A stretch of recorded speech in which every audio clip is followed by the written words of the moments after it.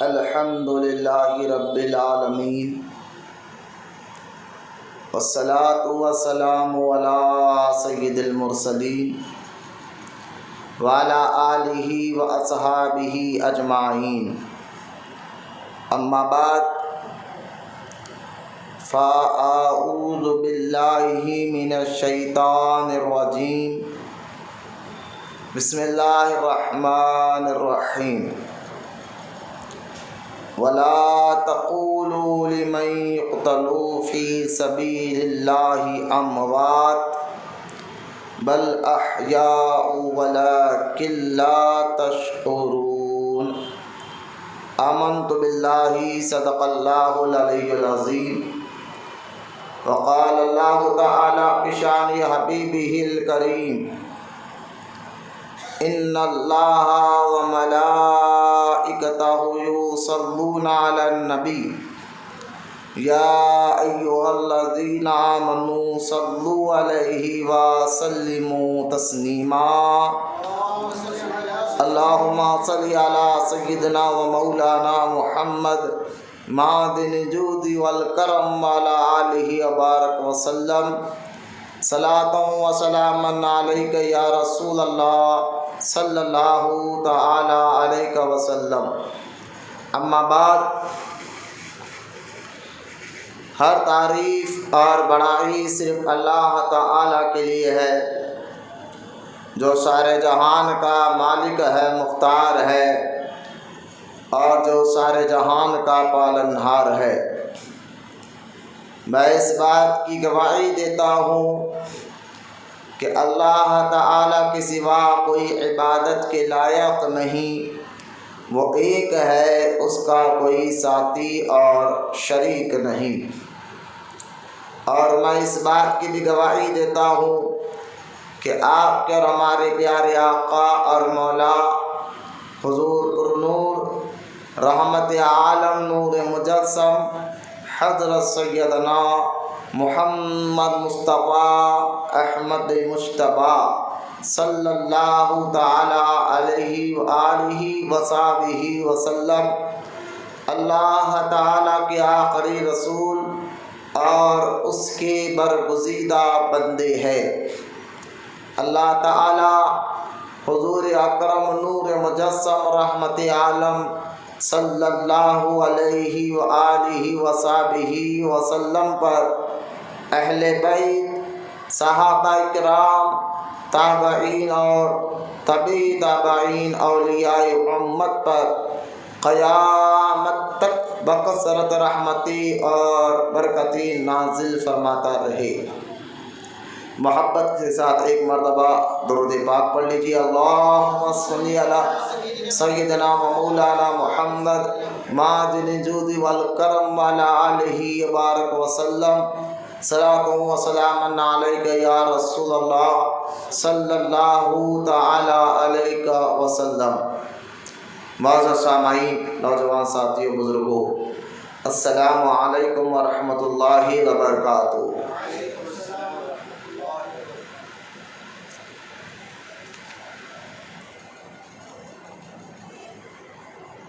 شہادت آخری منزل ہے انسانی سعادت کی۔ شہادت آخری منزل ہے انسانی سعادت کی۔ وہ خوش قسمت ہے مل جائے جنہیں دولت شہادت کی۔ وہ خوش قسمت ہے مل جائے جنہیں دولت شہادت کی۔ شہادت پا کے ہستی زندہ جاوید ہوتی ہے۔ شہادت پا کے ہستی زندہ و جاوید ہوتی ہے۔ یہ رنگین شام صبح عید کی تمہید ہوتی ہے۔ یہ رنگین شام صبح عید کی تمہید ہوتی ہے۔ آج انشاءاللہ تعالی شہادت امام پاک امام حسین رضی اللہ تعالیٰ عنہ اور آپ کے شہادت کے بعد آپ سے جو ہمیں سبق مل لینا چاہیے، اس پر ہمارا خصوصی ٹاپک ہوگا۔ خبر اس کی کہ اپنے موضوع اپنے ٹاپک پر میں آؤں، میری عادت رہی ہے کہ بیان شروع کرنے سے پہلے درود کی اہمیت اور اس کی فضیلت ضرور بتاتا ہوں تاکہ اللہ تعالیٰ ہمیں درود پڑھنے کا جذبہ اور شوق عطا فرمائے۔ حدیث مبارکہ میں ہے، رحمت کونین صلی اللہ تعالیٰ علیہ وسلم نے ارشاد فرمایا، جو دنیا میں مجھ پر کثرت سے درود پڑھے گا قیامت کے دن وہ میرے سب سے زیادہ قریب رہے گا۔ یقیناً درود پڑھنے سے اللہ تعالیٰ مشکلوں کو بھی دور فرماتا ہے، درود پڑھنے والوں کے اللہ تعالیٰ مصیبتوں کو بھی دور کرتا ہے، درود پڑھنے سے اللہ تعالیٰ نیکیاں بھی عطا فرماتا ہے، گناہ بھی معاف فرماتا ہے۔ الغرض درود پڑھنے کی بے شمار فضائل جو ہے احادیث مبارکہ میں موجود ہے۔ ہمیں چاہیے کثرت کے ساتھ زیادہ سے زیادہ پیارے آقا کریم صلی اللہ تعالیٰ علیہ وسلم کی بارگاہ اقدس میں درود پاک پڑھتے رہے۔ آئیے محبت اور عقیدت کے ساتھ ہم سب مل کر پھر سے ایک مرتبہ پیارے آقا اور مولا حضور پر نور رحمت عالم نور مجسم حضرت سیدنا محمد مصطفیٰ احمد مجتبیٰ صلی اللہ علیہ وسلم کی بارگاہ اقدس میں درود پاک کا نذرانہ پیش کری۔ سب مل کر پڑھی، اللہم صلی علی سیدنا مولانا محمد معدن الجود والکرم وعلی آلہ وبارک وسلم، صلاۃ و سلام علیک یا رسول اللہ صلی اللہ تعالی علیہ وسلم۔ معزز سامعین اکرام، کربلا کی واقعات پر، کیونکہ محرم کا مبارک مہینہ اور آج 13 محرم ہے، اور اس پر کربلا کے واقعات پر ہم نے الحمدللہ 10 محرم کو اسی مسجد میں صبح جو ہے 10 بجے سے محفل رکھی تھی، جس میں کئی گھنٹوں تک یعنی عصر تک محفل چلی، جس میں کربلا کے واقعات پر تفصیل کے ساتھ بات کی گئی ہے، اور وہ بیان انٹرنیٹ پر بھی اپلوڈ ہو چکا ہے۔ آپ اس پر واقعات کو سننا چاہے دیکھنا چاہے، اس یوٹیوب پر جا کر پرانا پل درگاہ مولانا عرفان قادری ماریں گے تو وہاں پر یہ سارا بیان بھی انشاءاللہ آپ کو مل جائے گا۔ کیونکہ 10 محرم کو ہم نے کافی دیر تک یہاں اس مسجد میں بات کی ہے، تو آج میں ان واقعات کو چھوڑتے ہوئے شہادت کے بارے میں، یہ دیکھیں دین سمجھنا ہے، دین اور اسلام کو سمجھنا ہے تو اس کا سمجھنے کا سب سے پہلا ذریعہ قرآن ہے۔ قرآن کے ذریعے سے ہمیں دین سمجھ میں آتا ہے۔ ایک مسلمان کو جس طرح اللہ پر یقین رکھنا اشد یعنی بہت زیادہ ضروری ہے، وہ ہے اور ایک ہے، اسی طرح قرآن پر بھی ایمان لانا، قرآن کی ساری آیتوں پر یقین رکھنا بھی ضروری ہے۔ تو قرآن پاک یہ اللہ تعالیٰ کا کلام، اس کے ذریعے سے ہمیں دین سمجھ میں آتا ہے۔ قرآن کے بعد مقام و مرتبہ حدیث کا ہے، حدیث کے ذریعے سے بھی ہمیں دین اور اسلام سمجھ میں آتا ہے۔ قرآن حدیث کے بعد صحابہ یعنی اجماع کا معاملہ ہوتا ہے، اس کے ذریعے سے بھی ہمیں دین سمجھ میں آتا ہے۔ شہادت کیا ہے یہ قرآن سے ہم سمجھیں گے۔ خبر اس کے کہ ایک سوال کا جواب جو اکثر لوگوں کے ذہن میں ہوتا ہے، میں اس کا جواب دینا چاہتا ہوں کہ لوگ کہتے ہیں کہ سب سے زیادہ واقعات اور سب سے زیادہ جس شہادت کا ذکر کیا جاتا ہے وہ شہادت امام حسین رضی اللہ تعالیٰ عنہ کی ہے۔ اکثر زیادہ تر بیانات اسلام میں ایسے کئی واقعات ہیں، لیکن سب سے زیادہ جیسا کہ آپ دیکھیں، اگر آپ 5ویں صدی میں چلے جائیں، 5ویں صدی ہجری میں، یعنی کم و بیش آج سے 1000 سال پہلے کے واقعے کو آپ دیکھیں تو تاریخ میں یہ واقعات لکھا ہوئے ہے کہ ایک بادشاہ جس کا نام ہلاکو خان تھا، اور وہ اسلام سے اور مسلمانوں سے بہت زیادہ نفرت رکھتا تھا۔ ہلاکو خان نے یہ ٹھان لی تھی کہ پورے دنیا سے میں خاص طور پر مسلمان کو ختم کر دوں گا۔ اور اس لیے وہ ہر ملک میں اس کی فوج اتنی خطرناک تھی، جس علاقے میں جاتا تو اس دور کے بادشاہ اس کا نام سن کر کانپ جاتے اور اس سے لڑتے نہیں تھے۔ ہلاکو خاں جب بغداد پر حملہ کرتا تھا آج سے 5ویں صدی ہجری میں، کیونکہ سرکار غوث پاک رضی اللہ تعالیٰ عنہ 560 ہجری میں پردہ فرمائے، اس کے بعد یہ بادشاہ کا دور ہے ہلاکو خاں کا، جس کو تاتاری بھی کہتے ہیں، تاریخ میں بہت مشہور ہے۔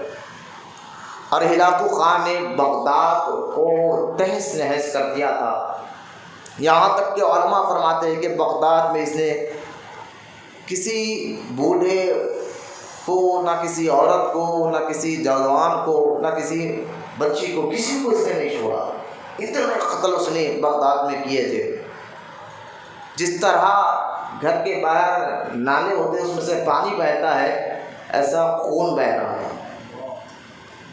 اتنے زیادہ اس نے ہلاکات کی بغداد میں کہ یہاں تک کہ مسلمانوں کے بہت بڑی لائبریری کتابوں کی، جو بڑے بڑے علماء نے کتابیں لکھی تھی دین کے لیے، اس دور میں کتابیں جو ہے ہاتھ سے لکھتے تھے، تو خیر پرنٹنگ مشین آ گئی ہے، 1 سیکنڈ میں کتاب تیار ہو جاتی ہے، لیکن اس دور میں بڑی محنت سے کتاب لکھنا پڑتا تھا۔ 5ویں صدی سے 1000 سال پہلے نہ پرنٹنگ مشین کا کوئی دور تھا، کوئی معاملہ نہیں تھے، تو بڑی محنت اور سے بڑے بڑے ہمارے علماء نے کتابیں لکھی تھی، اور بغداد میں بہت بڑی کتابوں کی لائبریری تھی۔ تو ہلاکو خاں نے جب بغداد پہ حملہ کیا، اب میں نے ابھی آپ کو بتایا کئی جس طرح قتل غارت گری اس نے کی ہے، اتنے قتل غارت گری کہ نالے کی جگہ خون بہہ رہا تھا، نالے میں سے پانی کی جگہ، یہاں تک کہ عورتوں نے، نوجوان بچیوں نے اپنی حفاظت کے لیے، اپنی جان اپنی عزت بچانے کے لیے انہوں نے پانی کی کنویں میں چھلانگ لگا کر اپنی جان دے دی۔ یہ تاریخ ہوئی ہے، ذہن میں رکھے بات کو، تاریخ کو ہمیں یاد رکھنا ہوگا۔ تو بغداد میں یہاں تک کہ ہلاکو خاں نے مسلمانوں کے سروں کو کاٹ کے ایک بہت بڑا مینار بنایا تھا، اور مینار پر بیٹھ کر ہلاکو خاں نے ایک مسلمان کی کھوپڑی میں شراب پیا تھا۔ اتنا خطرناک یہ 5ویں صدی کا یہ دور ہلاکو خاں کا، یہاں تک کہ جب وہ لائبریری جو بغداد میں تھی، اس لائبریری میں جو کتابیں تھے، اس کتابوں کو اس نے نکال کر دریائے دجلہ میں پھینک دیا۔ دریائے دجلہ بہت پرانا ایک دریا ہے جو بغداد میں آج بھی ہے۔ الحمدللہ جب میں بغداد سرکار غوث پاک کی حاضری کے لیے گیا تو میں نے اپنی آنکھوں سے اس دریا کو دیکھا، آج بھی پانی بہتا ہے، بہت پرانا دریا ہے بغداد میں، دریائے دجلہ اس کو کہتے ہیں، اور پانی بہتے رہتا ہے 24 گھنٹے۔ تو جو ہلاکو خاں نے اس کتابوں کو لے کر جو ہے دریا میں پھینکا، تو اندازہ کریں کتابیں اتنے زیادہ تھے، اور کتابوں کی جو انک تھی، انک جو سے علماء کرام لکھتے تھے، وہ انک کا کلر جو ہے نا، پانی کا کلر ختم ہو گیا، اور انک یعنی بہتا ہوا پانی، آپ جانتے ہیں اس میں کوئی بھی چیز زیادہ دیر ٹکتی نہیں، کلر ملتا رہے، لیکن کتابیں اتنے زیادہ تھے کہ پانی کی جگہ لوگوں کو انک نظر آیا۔ اتنا کتابیں، کتنا بڑا بغداد میں اس نے حملہ کیا، ایک تو مسلمانوں کو قتل غارت گری کی۔ لیکن آج بتائیں اللہ ماشاءاللہ یہ جو واقعہ ہوا ہے، میں سمجھتا ہوں جو تاریخ پڑھتے ہیں، جو دین کو جانتے ہیں، جو تاریخ پر نظر رکھتے ہیں، ان کو معلوم ہوگا یہ ایسا بھی ہوا تھا آج سے 1000 سال پہلے۔ لیکن جو ہے آج تک جو ہے بہت کم لوگ اس کو جانتے ہیں، تقریباً مسلمان اور نوجوان طبقہ جو ہے مسلمانوں کا اس واقعے سے واقف نہیں ہے، نہ اس کو پتہ ہے۔ آپ دیکھیں اسی طرح اسپین کا جو واقعہ ہوا ہے، اسپین جو بھی عیسائیوں کا ایک بہت بڑا ملک ہے اسپین، جہاں آج بھی اذان پر بھی پابندی ہے، اور قرآن بھی نہیں پڑھا جاتا، نہ قرآن لے جا سکتے ہو آج بھی، اس وقت بھی 2022 میں بھی اس وقت بھی جو ہے نہ اس ملک کو قرآن لے کے جا سکتے، نہ اذان ہوتی ہے اسپین میں۔ اسپین آنا کہ ایک وقت تھا، آج سے 70-80 سال پہلے جو ہے اسپین اسلامی ملک تھا، لیکن عیسائیوں نے اس کو وہاں قبضہ کیا اور سارے مسجدوں کو شہید کیا، یہاں تک کہ اسپین میں ایک وقت ایسا بھی آیا، تاریخ میں لکھا گیا ہے کتابوں میں، کہ 50,000 مسلمانوں کو ایک میدان میں رکھ کر، جس میں عورتیں بھی تھیں، بوڑھے بھی تھے، نوجوان بھی تھے، بچیاں بھی تھے، ایک میدان میں 50,000 لوگوں کو رکھ کر جو ہے ان پر گولیاں برسائی گئی اور ان پر گھوڑے پر چڑھائے گئے، یعنی ایک دم میدان میں ان کو خلاص کر دیا۔ یہ واقعہ بھی بہت اللہ ماشاء اللہ کم لوگ کو معلوم ہوگا، ایسا بھی ہوا تھا آج سے 70 سال پہلے، پتہ نہیں یہ واقعہ بھی اتنا مشہور ہے، لیکن ہوا ہے، تاریخ میں لکھا گیا۔ آپ اتنی دور کہاں جاتے ہیں، اگر آپ آج سے 10-15 سال پہلے گجرات کے واقعات کو لے لیں، گجرات میں جو دنگے فساد ہوئے تھے اس میں کئی مسلمان عورتوں کی عزتوں کو لٹا گیا، لیکن آج وہ واقعات بھی ہمارے ذہنوں میں نہیں ہے، ہم بھول گئے۔ تو کیا بات ہے کہ اس کربلا کا واقعہ ہو کر 1400 سال ہو گیا ہے اور آج تک مسلمان اس کو یاد رکھے۔ اگر آپ پوچھیں کہ محرم کے مہینے کیا ہوا تھا، تو اللہ ماشاء اللہ نہیں، ہر مسلمان یہ کہے گا کہ امام حسین کی شہادت کا واقعہ ہوا۔ کیوں کہ اس سے بھی واقعات ہوئے، لیکن ان کو تو لوگ یاد نہیں رکھے۔ کربلا کے واقعات کو، شہادت کے واقعات کو کیوں یاد رکھا گیا، اتنا ان کو کیوں یاد رکھا جاتا ہے؟ تو سنیے آپ، اس کا جواب یہ ہے، ہلاکو خان نے آج سے 1000 سال پہلے جو مسلمانوں پر بغداد پہ حملہ کر کر قتل و غارت گری کی تھی، تو یہ قتل و غارت گری جو ہوئی تھی وہ ان کے بد عملیوں کی وجہ سے ہوئی تھی، ہمارے گناہوں کی وجہ سے جو ہے اس طرح کے کبھی عذاب اللہ تعالیٰ بھیج دیتا ہے، جس سے آ کر ہمیں لوگ ستانا شروع کر دیتے ہیں، مارنا شروع کر دیتے ہیں۔ تو چاہے بغداد کا وہ ہلاکو خان کا واقعہ ہو، وہ واقعہ مسلمانوں کی بد عملی کی وجہ سے ہوا، اسپین کا جو واقعہ ہوا آج سے 50 سال پہلے، وہ بھی مسلمانوں کی بد عملیوں کی وجہ سے ملک ہاتھ سے گیا اور لوگ جو ہے ان پر دوسرے مسلط ہو گئے۔ اسی طرح جو ہے گجرات کا جو واقعہ ہوا، وہ بھی بد عملیوں کی وجہ سے ان پر اس طرح کے واقعات پیش آئے۔ میں جانتا ہوں کئی گجراتی لوگ جو ہے جب حیدرآباد آئے تو لوگوں نے اپنی زبانوں سے کہا، یار ہم تو کلمہ بھی نہیں جانتے تھے، کلمہ جو ہے کلمہ پڑھنا بھی نہیں جانتے تھے، حضور کے بارے میں کو صحیح نہیں تھا، نماز تو دور کی بات ہے، بس وہ نام کے مسلمان تھے۔ تو گجرات کے بھی جو واقعات ہوئے بد عملیوں کی وجہ سے ہوا تھا، اور بغداد جو کربلا کا جو واقعہ ہوا ہے وہ دین کی وجہ سے ہوا ہے، اللہ کی رضا کے لیے ہوا ہے، دین کے لیے ہوا ہے، دین مصطفیٰ کو بچانے کے لیے ہوا ہے، اسلام کو بچانے کے لیے ہوا ہے، سچ کو بچانے کے لیے ہوا ہے، جھوٹ کو منہ کالا کرنے کے لیے ہوا ہے، حق کو کامیابی دینے کے لیے ہوا ہے۔ اس لیے مسلمان جو ہے نا ان واقعات تو نہیں جانتے جن کی بد عملیوں کی وجہ سے ان پر عذاب آئے تھے، لیکن اس واقعے کو ہر مسلمان جانتا ہے جو کربلا میں ہوا تھا، وہ دین کے لیے ہوا تھا۔ اس لیے آج تک لوگ جو ہے اس کو یاد رکھتے ہیں۔ اس کی یاد رکھنے کی وجہ بتاتا ہوں، اس لیے خواجہ غریب نواز رضی اللہ تعالیٰ عنہ نے سوچ سمجھ کر یہ بات کی، کیونکہ بزرگان دین جو ہے نا، جو بھی بولتے ہیں بڑی سوچ سمجھ کے بات کرتے ہیں۔ خواجہ غریب نواز نے اس لیے کہا تھا شاہ است حسین، یہ خواجہ غریب نواز کا بہت مشہور شعر ہے۔ خواجہ غریب نواز نے امام حسین کے لیے بات کہی تھی، بہت مشہور شعر ہے جس میں خواجہ غریب نواز نے کہا تھا شاہ است حسین، بادشاہ است حسین، دین است حسین، دی پناہ است حسین، سرداد ناداد در دست یزید، حقا کے بلا الہ است حسین۔ آپ جانتے ہیں کیونکہ خواجہ غریب نواز نے اس شعر کو فارسی میں کہا، فارسی زبان میں کہا، فارسی۔ اگر اس کا اردو ترجمہ دیکھیں تو غریب نواز کیا کہہ رہے ہیں؟ خواجہ غریب نواز فرماتے ہیں کہ حسین شاہ ہے، شاہ یعنی بڑے کو کہتے ہیں، شاہ است حسین، حسین شاہ ہے۔ پھر غریب نواز کہتے نہیں، حسین بادشاہ ہے۔ پھر خواجہ غریب نواز کہتے بادشاہ است حسین، پھر غریب نواز نے کہا نہیں، حسین دین ہے، اسی لیے غریب نواز نے کہا دین است حسین۔ پھر غریب نواز نے کہا نہیں، حسین وہ ہے جن کے پناہ میں دین رہتا ہے، لہذا غریب نواز کہتے ہیں دی پناہ است حسین، یعنی دین کو بچانے والے حسین۔ پھر فرمایا سرداد نداد دست یزید، سر دیا ہاتھ نہیں دیا یزید کے ہاتھ میں۔ پھر آگے غریب نواز کہتے ہیں حقا کہ لا الہ است حسین، لا الہ کی بنیاد حسین ہے، یعنی لا الہ الا اللہ محمد رسول اللہ جو کلمہ پڑھتے ہیں، اسی کلمہ پڑھ کر بندہ جو ہے اسلام میں داخل ہوتا ہے۔ کلمہ پڑھ کر تو کلمے کی بنیاد دیکھیں، کلمہ پڑھنا ہو رہے سمجھنا ہو رہے، اگر کلمے کے کچھ تقاضے ہوتے سمجھنا ہو رہے، جیسا کہ آپ دیکھیں وارث پاک رحمۃ اللہ تعالیٰ علیہ جو لکھنؤ میں آرام فرما رہے ہیں، ایک نوجوان بچہ آ کے کہتا ہے حضور مجھ سے ایک سوال آپ سے کرنا ہے۔ کیا؟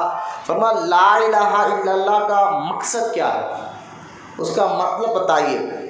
وارث پاک نے فرمایا تھا ابھی اس کا مطلب نہیں بتاؤں گا، جب وقت آئے گا تب بتا دوں گا۔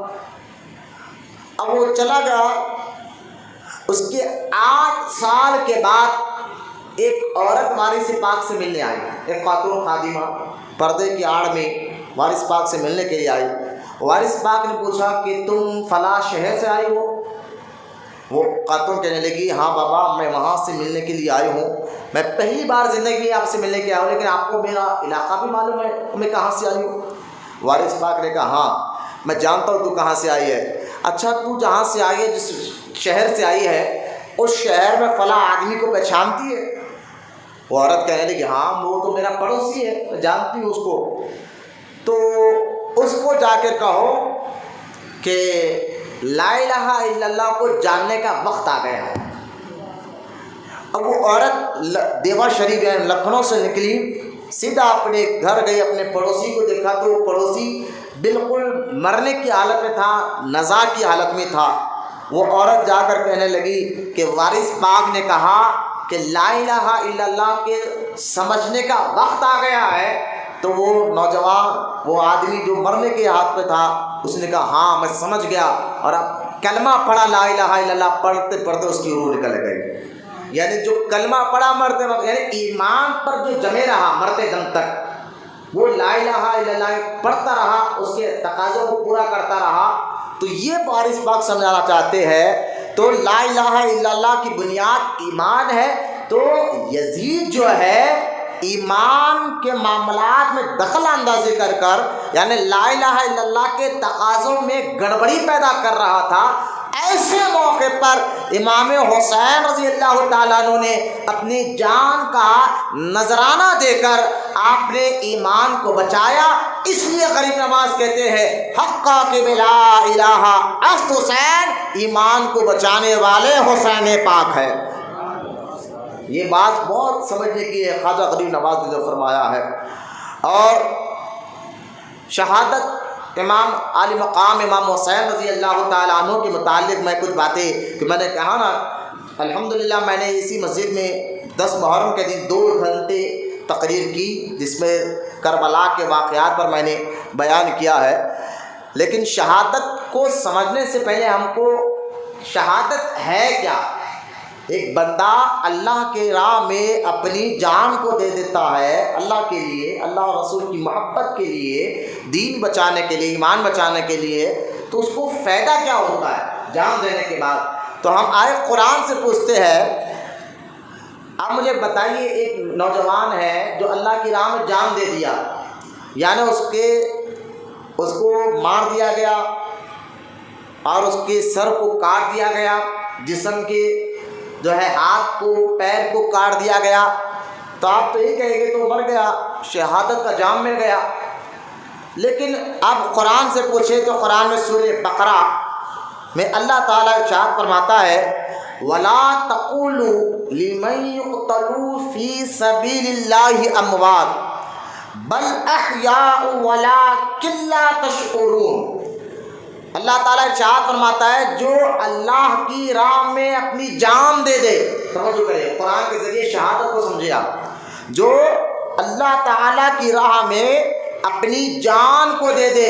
اللہ قرآن میں فرماتا ہے بل احیاء ولکن لا تشعرون، انہیں مردہ مت کہو۔ بولے محبت سے سبحان اللہ، انہیں مردہ مت کہو۔ اچھا کہنا نہیں ہے مردہ، ارے بھائی ایک بندہ میدان جہاد میں سر کٹ گیا ہے، پیر نکل گیا ہے، ہاتھیں نکل گئے ہیں، لیکن اللہ کہتا ہے مردہ مت کہو۔ یہ قرآن کہہ رہا ہے نا بل احیاء ولکن لا تشعرون۔ اچھا چلے ٹھیک ہے، کہنے پر پابندی اللہ نے لگا دی، مردہ نہیں کہہ رہے ہیں، جو اللہ کے لیے جان دے دے ان کو مردہ نہیں کہنا ہے۔ کہنے پر تو پابندی لگا دی، ہو سکتا دل میں خیال آ جائے، ہمارے دماغ میں خیال آ جائے کہ یہ تو مردہ ہے، ہاتھ نکل گیا پیر، انسان چلنے پھرنے والے کو تو ہم زندہ کرتے ہیں، تو بولنے پہ تو پابندی ہے، خیال تو آ سکتا ہے، سوچ آ سکتی ہے۔ تو اللہ تعالیٰ چوتھے پارے میں اس کے لیے ارشاد فرمایا وَلَا تَحْسَبَنَّ الَّذِينَ قُتِلُوا فِي سَبِيلِ اللَّهِ أَمْوَاتًا بَلْ أَحْيَاءٌ عِندَ رَبِّهِمْ يُرْزَقُونَ۔ اللہ ارشاد فرماتا ہے ایک جگہ میں اللہ قرآن میں کیا کہا کہ مردہ مت کو، بل احیاء ولکن لا تشعرون، انہیں مردہ مت کہو۔ اب دوسری آیت میں اللہ فرماتا ہے جو اللہ کی راہ میں اپنی جان دے دے ان کو مردہ سوچو بھی مت۔ بولے محبت سے سوال۔ ایک آیت میں کہہ رہا مردہ مت کہو، دوسری آیت مبارکہ میں اللہ پاک کا ارشاد ہے کہ مردہ کہنا تو دور کی بات ہے، سوچنا بھی نہیں کہ یہ مردہ ہے۔ کیوں؟ کیونکہ اللہ فرماتا ہے عند ربہم یرزقون، یہ جو اللہ کی راہ میں جان دے دیتے ہیں نا، ان کو مردہ کہنا تو دور کی بات ہے، سوچنا بھی نہیں ہے۔ کیوں؟ کیونکہ اللہ فرماتا ہے میں ان کو اپنے یہاں سے رزق دیتا ہوں جس کا تمہیں شعور نہیں ہے، تم اس کا اندازہ نہیں کر سکتے۔ لہٰذا یہ آیت مبارکہ کے متعلق پتہ چلا، عبداللہ بن مسعود رضی اللہ تعالیٰ عنہ فرماتے ہیں کہ جب یہ آیت اتری جس میں اللہ فرماتا ہے جو اللہ کی راہ میں جان دے دے ان کو مردہ مت کہو، تو جب ہم نے حضور سے پوچھا یا رسول اللہ اس کا مطلب کیا ہے، تو سرکار مدینہ صلی اللہ تعالیٰ علیہ وسلم نے ارشاد فرمایا کہ سنو، جو اللہ کی راہ میں جان دے دیتا ہے اللہ تعالیٰ شہیدوں کی روح کو ایک ہرے کلر کے جو ہے پرندوں میں داخل کرتا ہے۔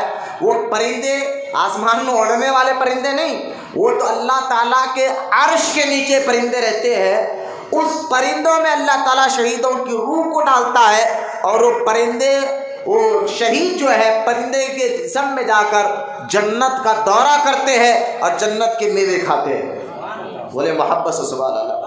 اس لیے آپ دیکھیے بڑے بڑے بزرگان دین نے اللہ کی راہ میں شہادت کی موت مانگی ہے۔ شہادت بھی اللہ تعالیٰ کی طرف سے ایک انعام ہے، ہر ایک کو ملتا نہیں۔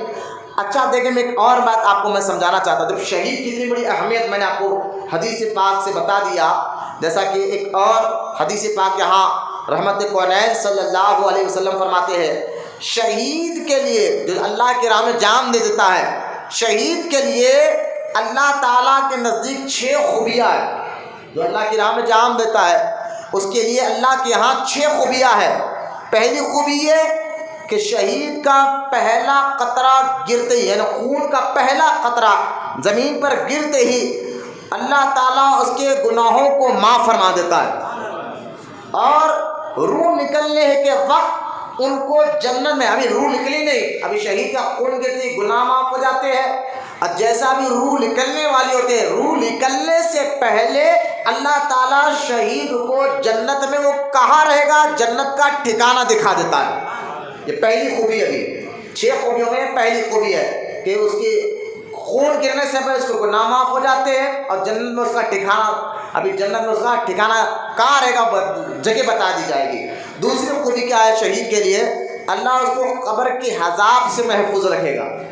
یہ عام شہیدوں کی بات کر رہا ہوں میں، امام علی مقام وہ شہیدوں کے بھی سردار ہیں، ذرا ذہن میں رکھیں آپ، یہ حدیث پاک میں آتا ہے۔ دوسری خوبی شہید کے لیے ہے کہ اللہ اس کو قبر کے عذاب سے محفوظ رکھے گا، اور تیسری خوبی ایسی ہے اللہ تعالیٰ اسے جہنم کے عذاب کا خوف نہیں رہتا، یعنی شہید کو مرنے کے بعد اللہ قبر سے بھی محفوظ، عذاب سے بھی محفوظ رکھے گا، اور قیامت کے دن اس کو دوزخ میں جانے کا کوئی خوف اور ڈر نہیں رہے گا۔ یہ تیسری خوبی ہے۔ اور چوتھی خوبی ہے یہ ہے کہ اس کے سر پر اللہ تعالیٰ عزت اور وقار کا ایسا تاج رکھا جائے گا جس کے یعنی وہ تاج ایسا ہوگا جو یاقوت سے بنا ہوا ہوگا، دنیا اور دنیا کی تمام چیزوں سے وہ بہتر ہوگا۔ یہ چوتھی خوبی ہے۔ پانچویں خوبی اللہ فرماتا ہے شہید کے اللہ تعالیٰ 72 حوروں سے اس کا نکاح فرمائے گا جنت میں انشاءاللہ۔ اور چھٹویں خوبی یہ ہے کہ شہید جو ہے نا اپنے خاندان اور جان پہچان کے ایسے لوگوں 70 لوگوں کی اللہ سے کہہ کر شفاعت کرائے گا۔ شہید 70 لوگوں کی اللہ سے کہہ کر شفاعت کرائے گا، جو وہ 70 لوگ جن پر اللہ تعالیٰ نے دوزخ میں جانا ضروری لکھ دیا تھا، لیکن شہید کے کہنے پر اللہ 70 کو جنت میں داخل فرمائے گا۔ یعنی اس کی شہید اللہ کی بارگاہ میں کہے گا تو اس کی شفاعت قبول ہوگی، اور وہ جس کو چاہے گا وہ جنت میں لے کر ساتھ جائے گا۔ یہ 6 خوبیاں میں آپ کو بتانا چاہتا تھا۔ اور ایک بات یاد رکھیے، شہید جو ہے نا جب اللہ کی راہ میں اپنی جان دیتا ہے، شہادت کے وقت حدیث پاک میں بھی آتا ہے، علماء بھی فرماتے ہیں کہ شہید کو شہادت کے وقت زیادہ تکلیف نہیں ہوتی۔ آپ نہیں سمجھے؟ مطلب یہ ہے حدیث پاک میں آتا ہے جیسا ایک چونٹی کاٹتی ہے نا ہم جسم کو، اس طرح جو ہے اس کو تکلیف ہوتی ہے چونٹی کاٹنے کے برابر۔ اب ایک سوال یہ بھی اٹھتا ہے کہ بھائی گردن کاٹے جا رہی ہے، ہاتھ کاٹے جا رہے ہیں، پیر کاٹے جا رہے ہیں، اور حدیث میں آتا ہے کہ شہید کو چونٹی کاٹنے کے برابر کا درد ہوتا ہے، اس سے زیادہ درد نہیں ہوتا۔ وجہ کیسی ہے؟ تو آپ سنیں، ایک عالم دین نے فرمایا، دیکھو سورہ یوسف آپ اگر آپ پڑھیں گے، جب زلیخا نے یوسف علیہ السلام کے پیچھے لگا تو زلیخا بھی بڑی خوبصورت تھی، تو اس کے کنیزوں نے تانا دیا کہ آپ جو ہے ایک غلام پر فدا ہو گئی ہے۔ تو زلیخا نے کہا تم نے ابھی یوسف کو دیکھا نہیں ہے، تم میرے ساتھ رہو۔ اور زلیخا نے ایک چھری ایک سیب دے دیا، قرآن میں سارا ذکر موجود ہے سورہ یوسف میں، ایک چھری اور سیب دے دیا، اور اب میں ابھی یوسف کو بلاتا ہوں، تم ایک مرتبہ یوسف کو دیکھ لو بعد میں کہنا۔ تو حضرت یوسف علیہ السلام کو جب بی بی زلیخا نے بلایا تو وہ یوسف علیہ السلام کے بی بی زلیخا کے بلانے پر یوسف علیہ السلام سامنے سے گزرے، تو زلیخا کی سہیلیہ اور کنیزہ جب یوسف علیہ السلام کے حسن کو دیا، اللہ نے بہت خوبصورت بنایا تھا یوسف علیہ السلام کو، تو جب ان کے حسن کو دیکھا تو حضرت یوسف علیہ السلام کے حسن میں وہ اتنا گم ہو گئی، یعنی یوں سمجھیے کہ شوق ہو گیا کہ یار کوئی انسان بھی اتنا خوبصورت ہو سکتا ہے۔ وہ اتنا گم ہو گئی کہ عورتوں نے یعنی جو پھل کاٹنا تھا، چھری ہاتھ میں تھی، ایک ہاتھ میں پھل تھا، پھل کاٹنے کی بجائے اپنی ہاتھ کے وہ انگلیاں کاٹ لیے۔ یہ کوئی قصہ کہانی کی کتابوں میں نہیں آئی ہے، یہ قرآن میں ذکر آیا ہے، ہاں سورہ یوسف میں ذکر آیا ہے۔ عورتوں نے پھل کی جگہ اپنے ہاتھ کی انگلیاں کاٹ لیے، اور ان کو محسوس بھی نہیں ہوا۔ کیوں؟ کیونکہ یوسف علیہ السلام کے حسن میں اصل گم تھی وہ، کہ ہاں ایسا بھی کوئی انسان ہوتا ہے اتنا خوبصورت۔ تو عورتیں کی انگلیاں کٹ گئی، ان کو پتہ تک نہیں چلا، کیونکہ یوسف علیہ السلام کا حسن ایسا تھا۔ تو یہ مثال دے کر ہمارے علماء نے فرمایا شہید جب اللہ کی راہ میں جہاد کرتے کرتے اللہ کی راہ میں جان دیتا ہے تو اس کے سامنے خدا کی قدرت جلوہ فرما ہوتی ہے۔ جو اللہ کے جلووں کو دیکھ رہا ہو اس کو اپنے گردن کٹنے کا درد کیسے ہو سکتا ہے؟ جو اللہ کے جلووں کو دیکھ رہا ہو اس کو اپنے جسم پر وار کا درد کیسے ہو سکتا ہے، اور اس کے جو ہے اپنے تکلیف کا احساس کیسے ہو سکتا ہے؟ یہ یاد رکھیں آپ۔ اس لیے شہید کو شہادت کے وقت درد کا احساس بھی نہیں ہوتا۔ یہ واقعات میں اس لیے آپ کو بتا رہا ہوں، اس سے اندازہ کریں امام علی مقام امام حسین رضی اللہ تعالیٰ عنہ کا مقام و مرتبہ کیسا ہے۔ اچھا ایک اور بات سن لیجیے آپ، شہید کی 2 قسمیں ہوتی ہیں، الگ الگ 2 طریقے۔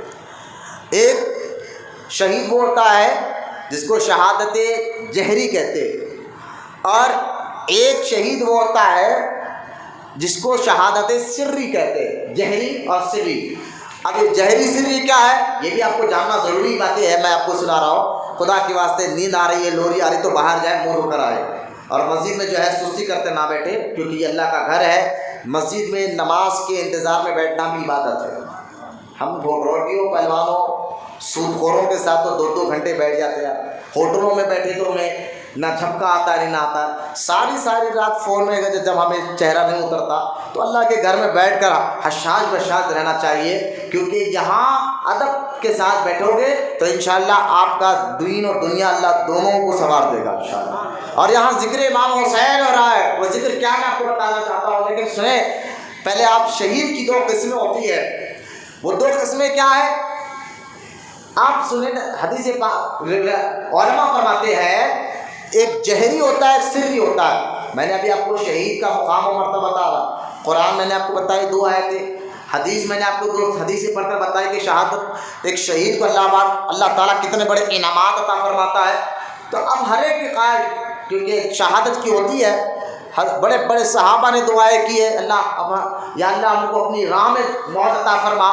اب غور کرنے کی بات ہے، شہادت کی 2 قسمیں، جہری ایک سری۔ جہری کہتے ہیں ظاہری شہادت، جیسا کہ نماز ہم پڑھتے ہیں جو فجر میں، مغرب میں، عشاء میں امام صاحب جو ہے نا جہری قرات کرتے ہیں، یعنی بلند آواز سے قرات کرتے ہیں، اس کو جہری قرات کہتے ہیں، ظاہری قرات۔ اور ظہر میں، عصر میں امام صاحب خاموشی میں نماز پڑھتے ہیں، اس کو سری کہتے ہیں، چھپی ہوئی قرات، ظاہری قرات چھپی ہوئی۔ اسی طرح شہادت کی بھی 2 قسمیں ہوتی ہے، ایک مسلمان وہ جو میدان میں جائے اللہ کے دشمنوں سے لڑتے جان دے دے، اس کو بھی شہید کہتے ہیں، اور اس شہید کو شہید جہری کہتے ہیں، ظاہری شہادت پانے والا، جو اللہ کی راہ میں جائے اور جا کر اللہ کے دشمنوں سے لڑتے جان دے دے۔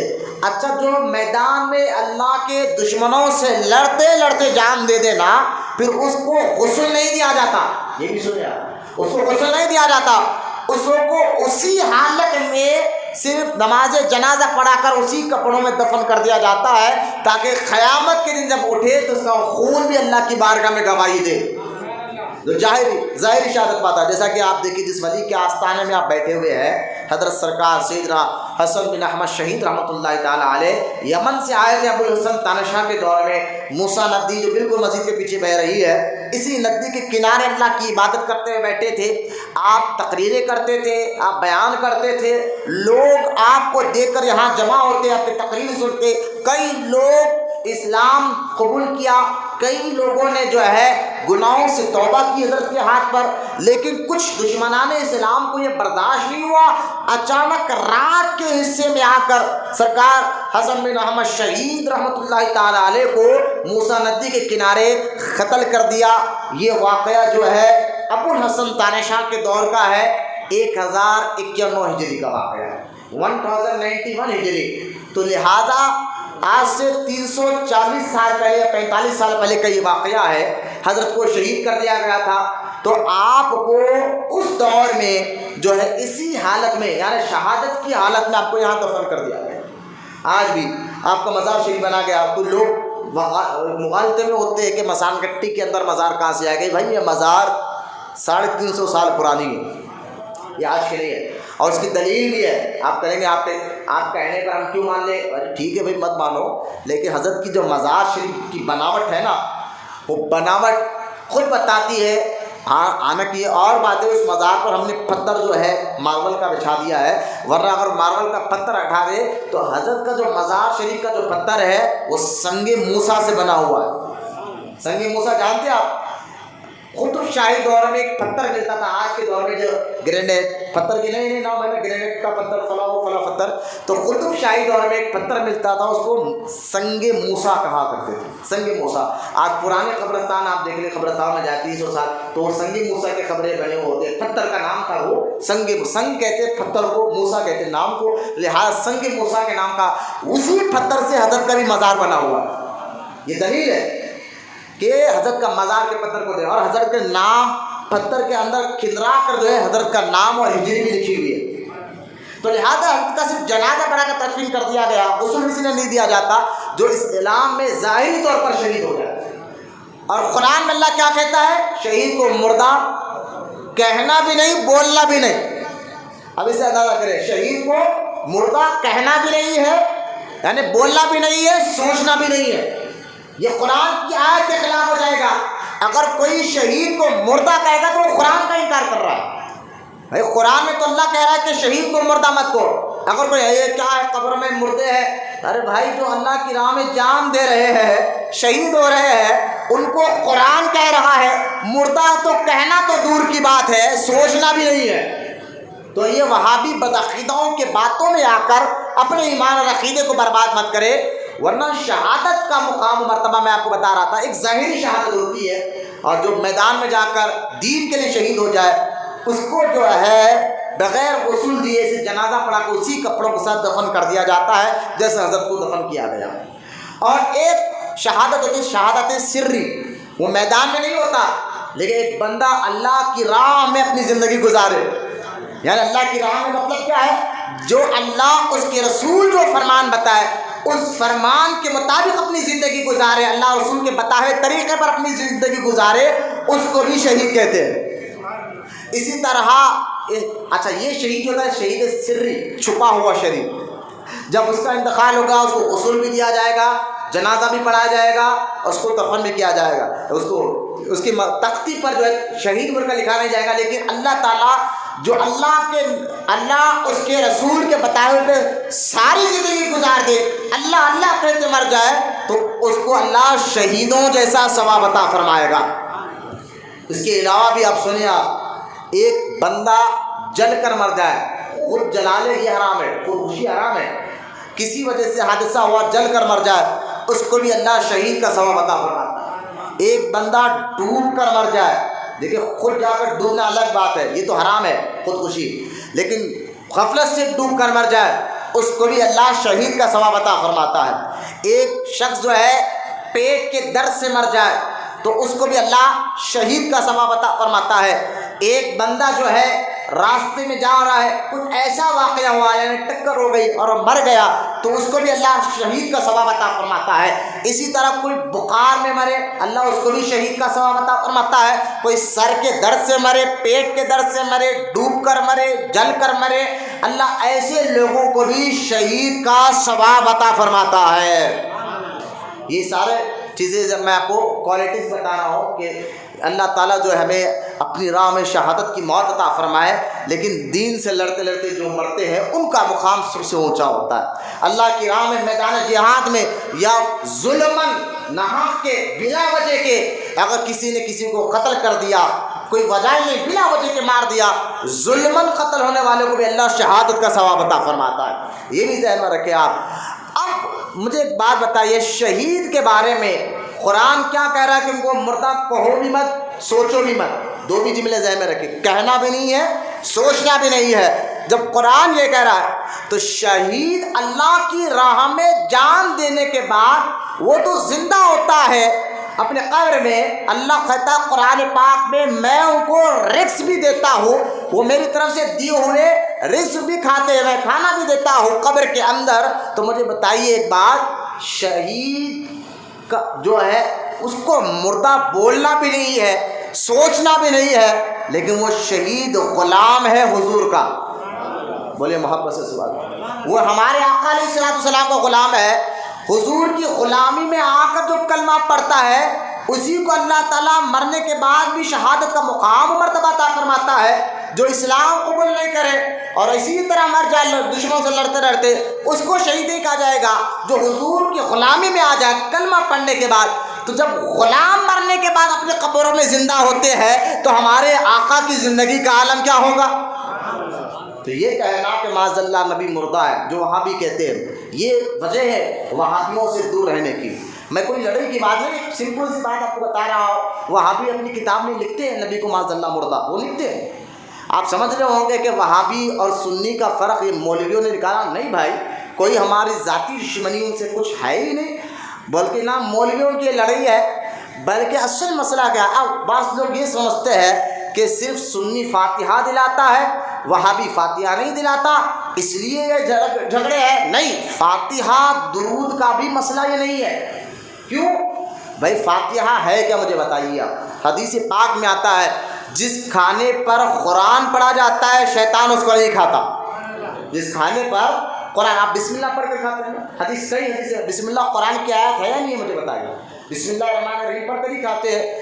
تو لہٰذا سرکار نے کیا فرمایا، جب بسم اللہ پڑھ کر کھانا کھاؤ تو شیطان شرکت نہیں کرتا، اور جو بغیر بسم اللہ پڑھے کھانا کھانا شروع کر دیتا ہے تو اگر وہ بیچ میں اس کو یاد آ جائے کہ میں نے بسم اللہ پڑھی ہی نہیں تھی، اب اس کو کھانا کھانے کے بیچ میں یاد آ جائے تو حضور نے فرمایا ڈر میں یہ کہے بسم اللہ اولہ آخرہ، بسم اللہ اولہ آخرہ، یہ پڑھ لے تو جو تیرے ساتھ شیطان کھایا تھا نا وہ الٹی کر دے گا، وہ الٹی کر دے گا. تو پتہ کیا چلا، جس کھانے پر قرآن پڑھا جاتا ہے اس کو شیطان نہیں کھاتا. اگر کوئی وہابی بدعقیدہ یہ کہہ کہ ہم فاتحہ کا کھانا نہیں کھاتے تو ہم کو پتہ نہیں کہ تم کیا ہے. لیکن یہ معاملہ فاتحہ درود کا نہیں ہے. معاملہ کیا ہے اصل میں؟ معاملہ یہ ہے کہ انہوں نے اپنی کتابوں میں ہمارے نبی کو مردہ لکھا ہے. آج بھی چھپتے کتابیں، میرے پاس بھی کتابیں موجود ہیں وہابیوں کے. یہ اختلاف ہے.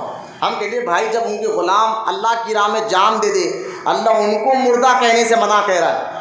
قرآن کی آیت میں ہے اللہ شہیدوں کو مردہ کہنے سے منع کر رہا ہے، اور جس کی غلامی میں آ کر شہید کو اتنا بڑا درجہ مل جائے، اس کی غلامی میں آنے کے بعد شہید کو اتنا بڑا درجہ مل جائے، وہ نبی مردہ کیسے ہو سکتا ہے اپنے قبر میں؟ بلکہ آپ دیکھیے یہاں میں ایک بات بتا، لوگ کہتے ہیں کہ جناب پہلے تو یاد رکھے جو بھی ہمارے اسلامی معاملات ہے، اسلام یہ آ کر 8 سال 2 سال 3 سال نہیں ہوا جس کے معاملات میں ہم جو ہے آ کر کنفیوز ہو جائے اور یہ سوچ لیتے بیٹھے یہ کیسا وہ کیسا. اسلام آ کر 1400 سال ہو گیا. اگر کوئی کہے نا کہ نبی معاذ اللہ کچھ نہیں کر سکتے مردہ ہے، تو آپ کہنا بھائی اسلام آ کر کتنے سال ہوا؟ 1 سال 2 سال بولے نا بھائی 1400 سال ہو گیا. اچھا جب 1400 سال اسلام آ کر ہو گیا ہے، کیا ان 1400 سال میں ایک بھی مسلمان نہیں گزرا؟ بولے گزرے. صحابہ کے بعد تابعین اولیاء بڑے بڑے مسلمان گزرے ہیں، ایمان کی حالت میں گئے ہیں. میں نے اب ان سے کہا وہاں پہ سے تیری بات مت کر کے تو کہہ رہا ہے کہ نبی مردہ ہے. ہم سے پہلے جو مسلمان گزرے ہیں ان کا عقیدہ بتاؤ، ان کا عقیدہ کیا تھا. تو آپ اگر ان کی کتابوں کو پڑھ کر دیکھیں گے تو ہر مسلمان کا یہ عقیدہ تھا کہ نبی قبر میں زندہ ہے. بولا نا وہاں پر یہ بات بعد میں وہابیوں نے نکالی ہے. یہ ہمارے اندر جس طرح آج ایک اسرائیلی سوچ، یہودی سوچ جو ہے نا مسلمانوں کو لڑانے کے لیے فرقے پیدا کر رہی ہے اور مسلمانوں کے اندر نئی نئی باتیں نکال کر آ رہی ہے. کوئی صحابہ کو گالیاں دے رہا ہے معاذ اللہ، اور کوئی جو ہے اپنے آپ کو مسلمان کہہ کر اہل بیت کی شان میں گستاخیاں کر رہا ہے. تو آپ کو ان سے ہوشیار رہنا ہے، کیونکہ صحابہ اور اہل بیت دونوں بھی جنتی ہے. میں بار بار اس لیے آپ کو یہ کہہ رہا ہوں کہ دونوں بھی جنتی ہے، اور ان دونوں کے خلاف بکنے والا یا تو خارجی ہوتا ہے اور رافضی ہوتا ہے، اور دونوں سے محبت کرنے والا سنی ہوتا ہے. اور اہل سنت و جماعت یہ فل فارم ہے، شارٹ میں سنی اس کو کہتے ہیں. لہٰذا جب شہید اپنی قبر میں زندہ ہے، تھوڑا اپنی عقل سے سوچ کے بتائے، جب غلام اپنی قبر میں زندہ ہے تو آقا کا عالم کیا ہوگا؟ لہٰذا بعض لوگ یہ کہتے ہیں اگر نبی زندہ ہے تو چلو قبر کھود کر نکال لو ماشاء اللہ، یہ کہتے ہیں. میں نے کہا آپ اس کو سیدھا سا جواب دیجئے کہ جناب ایک بات یاد رکھو، ذرا تم بتاؤ تم پیدا ہوئے؟ بولے ہاں. تو پیدا ہونے سے پہلے کہاں تھے؟ بولے ماں کے پیٹ میں. پیدا ہونے سے پہلے ماں کے پیٹ میں. اچھا زندہ تھے یا مردہ؟ جو ماں کے لوگ کہہ رہے ہیں نبی، آپ کہہ رہے ہیں نبی قبر میں زندہ ہے، الحمدللہ زندہ ہے. اللہ کیا خود حضور نے فرمایا، جب ایک صحابی نے پوچھا تھا یا رسول اللہ ہم درود پڑھتے آپ کے اوپر، یہ فرشتے آپ تک پہنچا دیتے ہیں، لیکن میرے آقا ایک بات بتائیے، جب آپ دنیا سے چلے جائیں گے، آپ پردہ فرمائیں گے، قبر میں جانے کے بعد بھی جب ہم آپ پر درود پڑھیں گے تو آپ کا ہمارا درود آپ تک پہنچتا ہے؟ تو حضور صلی اللہ علیہ وسلم نے فرمایا ہاں. حضور نے فرمایا ہاں پہنچتا ہے. فرمایا حضور کیسے پہنچتا ہے؟ کہ کچھ فرشتے ہیں جو تمہارے درود کو مجھ تک پہنچا دیتے ہیں. ایک بات، اور دوسری بات سن لے، حضور نے خود بنا سن میرے صحابہ، اللہ نے زمین کو یہ حرام کر دیا ہے کہ وہ نبی کے جسم کو نقصان پہنچائے. سن لے، جس طرح نبی ظاہری زندگی میں ہوتا ہے، خبر میں جانے کے بعد بھی نبی اسی طرح زندگی گزارتا ہے. بولے نا محبت سے سوال. میں آپ کو سمجھانا یہ چاہتا ہوں کہ جس طرح ہمارے آقا صلی اللہ علیہ وسلم، اچھا بھائی مرنے کے بعد تو آپ کہیں گے بھائی ہر کوئی زندہ ہوتا ہے، روح مرتی نہیں، یہ تو مسلمانوں کا عقیدہ ہے۔ ہم قبرستان جا کر کہتے ہیں السلام علیکم یا اہل القبور المؤمنین، ہمیں حدیث میں بتایا گیا جب مرنے کے بعد سب مسلمان زندہ ہے۔ بولے یہ ہمارے اور آپ کی روح مرنے کے بعد بھی روح ختم نہیں ہوتی، وہ تو زندہ ہوتی ہے۔ بھائی جس طرح ماں کے پیٹ میں جیسا آپ رہے ہیں بغیر کھائے پیے، جو آپ کی غذا وہاں تھی وہاں پر رہی، اسی طرح اللہ تعالیٰ اپنے محبوب بندوں کو قبر کے اندر بھی زندہ رکھتا ہے جیسا ماں کے پیٹ میں زندہ رکھا تھا، ایک بات۔ اور دوسری بات یہ ہے کہ ہمارے آقا ایسے زندہ ہے جیسا مدینے میں ظاہری زندگی میں چلتے پھرتے تھے، اسی طرح اسی جسم اسی حیات کے ساتھ اللہ تعالیٰ نے ہمارے نبی کو قبر کے اندر بھی زندہ رکھا ہے۔ وہ جہاں چاہے آتے اور جاتے ان کی مرضی ہے، وہ جہاں چاہے آتے ہیں جاتے ہیں، یہ ان کی مرضی ہے۔ لہٰذا ورنہ روح تو سب کی زندہ ہوتی ہے قبر کے اندر، لیکن اللہ تعالیٰ نے حضور کو ایک خاص مقام عطا فرمایا ہے، اور اس کی دلیل کیا ہے؟ میں تو یہی تو آپ کو سمجھانا چاہتا ہوں، جب اللہ شہیدوں کو کہہ رہا ہے ان کو مردہ کہنا بھی نہیں سوچنا بھی نہیں، جب شہید حضور کے غلام ہے، غلام اپنے قبر میں زندہ ہوتے تو آقا کا عالم کیا ہوگا؟ یہ بات سمجھنا چاہیے۔ تو وہابی اور سنی میں لڑائی جھگڑا فاتحہ درود کا نہیں ہے۔ یہ لوگ کہتے ہیں وہابی کہ نبی مردہ ہے، اور یہ کہہ کر بھائی جب معاذ اللہ، ہم نے کہا کہ ہمارے علماء نے کہا بہت سی کتاب وہابیوں نے لکھی کہ معاذ اللہ نبی کو دیوار کے پیچھے کا علم نہیں ہے، یہاں تک کہ کتابوں میں لکھا کہ شیطان کے پاس علم زیادہ ہے، نبی کے پاس کم ہے، یہ لکھا ہے کتابوں میں۔ ہاں میں کوئی دقیق کی بات نہیں کر رہا ہوں، کتابیں میرے پاس موجود ہے، اگر آپ مجھے نماز کے بعد ملے کہیں گے مولانا بتائیے کون سی کتابیں، کون ایسا مسلمان ہے جو یہ بات لکھا اپنے آپ کو مسلمان بھی کہہ رہا ہے کہ شیطان کے پاس علم زیادہ نبی کے پاس کم ہے؟ تو میں نے کہا بھائی بتاؤ، میں خود تہذیب الناس میرے پاس رکھی ہوئی ہے جو خلیل احمد امبیڈکر نے یہ بات لکھی تھی، دیوبندی، جو آج بہت بڑا مدرسہ دہلی میں جو ہے موجود ہے، دہلی یو پی کے سہارنپور میں موجود ہے، تو لوگ سمجھتے بہت بڑا مدرسہ ہے۔ میں نے کہا وہ مدرسے کی مولویوں نے کہا نے کبھی سنے جو اس طرح کی باتیں کرتے ہو، اس طرح کی باتیں لکھتے ہو؟ تو ان لوگوں نے نبی کو مردہ لکھا، نبی کو بڑے بھائی کی طرح لکھا، نبی کو یہ کہا کہ شیطان کے پاس علم زیادہ، نبی کے پاس۔ یہ فرق ہے سنی اور وہابی میں۔ سنی کہتا ہے کہ تم یہ باتیں لکھتے کیوں ہو جبکہ قرآن حدیث سے ثابت ہے نبی زندہ بھی ہے اور نبی جیسا کوئی اور ہو بھی نہیں سکتا ہے، جیسے میرے سرکار ہے ایسا کوئی نہیں ہے۔ یہ فرق ہے، فاتحہ درود کا نہیں ہے بچوں، یہ ذہن میں رکھو آپ کہ یہ فرق ہے کہ نبی اور سنی اور وہابی میں، کہ وہابی نبی کو معاذ اللہ مردہ کہتے اپنی طرح کہتے ہیں، ہم کہتے ہیں حضور ہماری طرح کیسے ہو سکتے ہیں؟ ارے بھائی ہمارے جسم سے پسینہ نکلے تو بدبو آتی ہے، نبی کے جسم سے پسینہ نکلے تو خوشبو آتی ہے۔ تم نبی کے جسم کے پسینے کے برابر نہیں ہوتے تو ذات کے برابر کیسے ہو سکتے ہیں؟ میں آپ کو پسینے مبارک کی بات تو بہت دور کی بات ہے، پیشاب مبارک جس کو عربی بول مبارک کہتے ہیں، بول مبارک کہتے ہیں، حدیث پاک میں آتا ہے کہ ایک حضور کی خادمہ نے بول مبارک، حضور ایک ڈبے میں کسی وجہ سے پیشاب کر کے رکھا تھا، انہوں نے پانی سمجھ کر پی لیا، حضور نے فرمایا تو جنتی ہے۔ مولانا محبت سے حضور کا بول مبارک میں اللہ نے یہ برکت عطا فرمائی۔ میں یہ حدیثوں میں، میں اپنی طرف سے نہیں کہہ رہا ہوں۔ ہاں آپ کہیں گے جذبے میں یہ کیا بات، آپ کر جذبے کی بات نہیں ہے، حدیث ہے، یہ حدیث آپ کے سامنے رکھی نہیں جا رہی ہے۔ میں آپ کو سمجھانا چاہ رہا ہوں کہ جیسے میرے سرکار ہے ایسا نہیں کوئی۔ خیر میرا ایک ٹاپک نہیں ہے کہ حیات النبی پہ میں نے یہاں پر 1.5 گھنٹہ الحمدللہ تقریر کی ہے، اور وہ تقریر انٹرنیٹ پر موجود ہے۔ میرا مقصد شہید کا مقام بتانا ہے اور امام حسین رضی اللہ تعالیٰ کے بارے میں کچھ اہم باتیں پیغام کربلا کے تحت آپ کو دینا ہے۔ لہٰذا شہید کے بارے میں قرآن، حدیث، شہید کی قسمیں کیا ہے، اور شہید اپنے اللہ کی عطا سے قبر میں بھی زندہ ہوتا ہے، ان کو مردہ کہنا بھی منع ہے، مردہ سوچنا بھی منع ہے، دونوں بھی قرآن کی آیت کے خلاف ہے، کہنا بھی سوچنا بھی، سوچنے پر بھی پابندی دی، کہنے پر بھی اللہ نے پابندی لگا دی۔ اب یہ مقام و مرتبہ شہید کا ہے۔ اچھا اس کی ایک اور مثال علامہ جلال الدین سیوطی رحمۃ اللہ تعالیٰ علیہ، بہت بڑے امام گزرے ہیں، سیوط ترکی میں ایک علاقہ ہے سیوط، وہاں ان کا مزار شریف ہے۔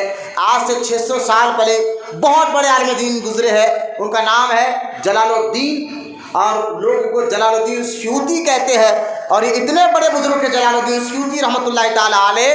آپ نے جاگتے ہوئے، سوتے ہوئے نہیں، جاگتے ہوئے 75 مرتبہ حضور کو خواب دیکھا ہے، سوتے ہوئے نہیں، جاگتے ہوئے ایک صاحب بولے میں کیسے مان لوں؟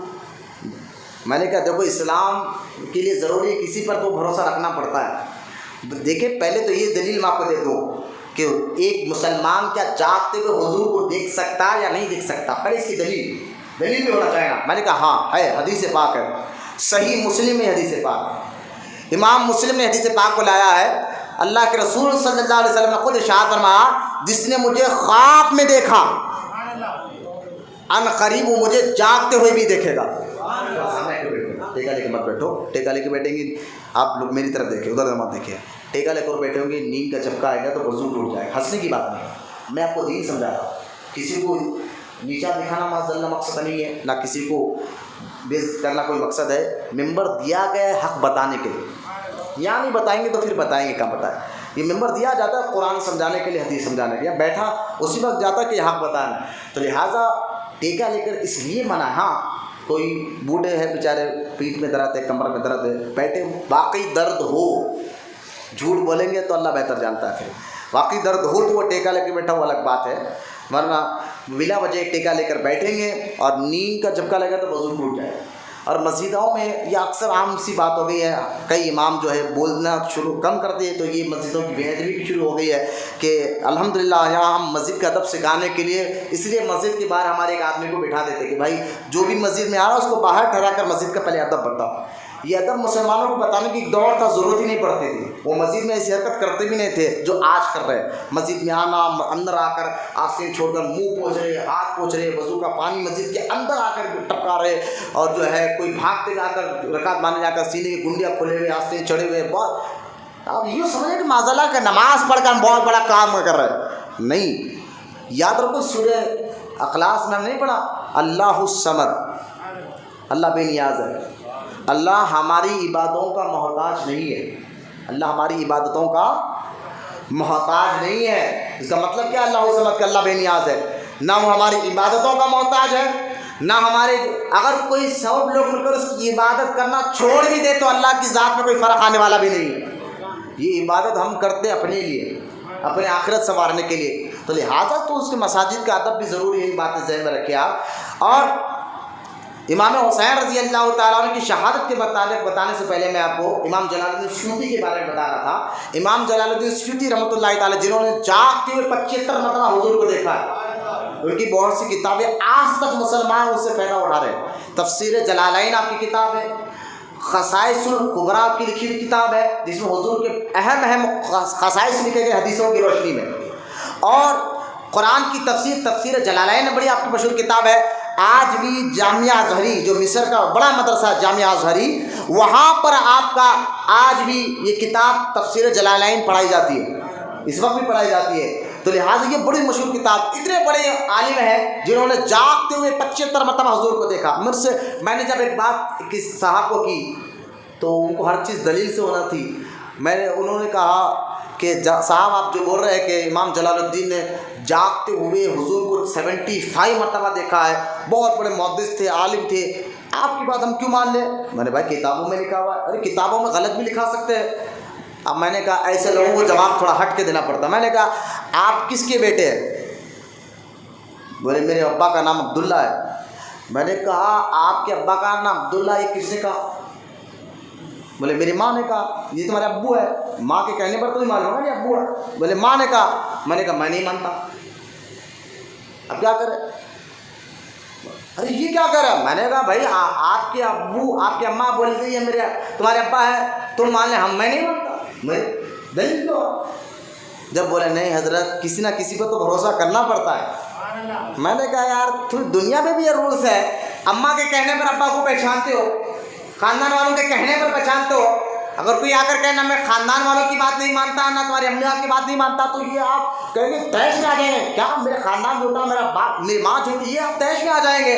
میں نے کہا بھائی اسی طرح دین پر بھی دین کو سمجھنے کے لیے بھی کسی نہ کسی پر بھروسہ کرنا پڑتا ہے، اور جو دین سچا ہو اور بتانے والا بھی سچا ہو ان میں جھوٹ تو ملاوٹ نہیں ہو سکتی۔ ہو سکتا ہے خاندان جھوٹ بول سکتا ہے، ہو سکتا ہے ماں جھوٹ بول سکتی ہے، لیکن قرآن حدیث کبھی جھوٹ نہیں ہے، اس میں جھوٹ ملاوا نہیں ہے۔ لہٰذا آپ دیکھیں امام جلال الدین سیوطی رحمۃ اللہ تعالیٰ علیہ آپ فرماتے ہیں کہ 3 بھائی تھے، میں شہید کی زندگی بتا رہا ہوں آپ کو، شہید مرنے کے بعد بھی زندہ ہوتا ہے، بولے سبحان اللہ۔ کون اٹھ رہا ہے؟ جا رہا ہے، جانے دیجیے، آپ میری طرف درود پاک پڑھے ایک مرتبہ، بہت بلند آواز سے محبت سے درود پاک پڑھے۔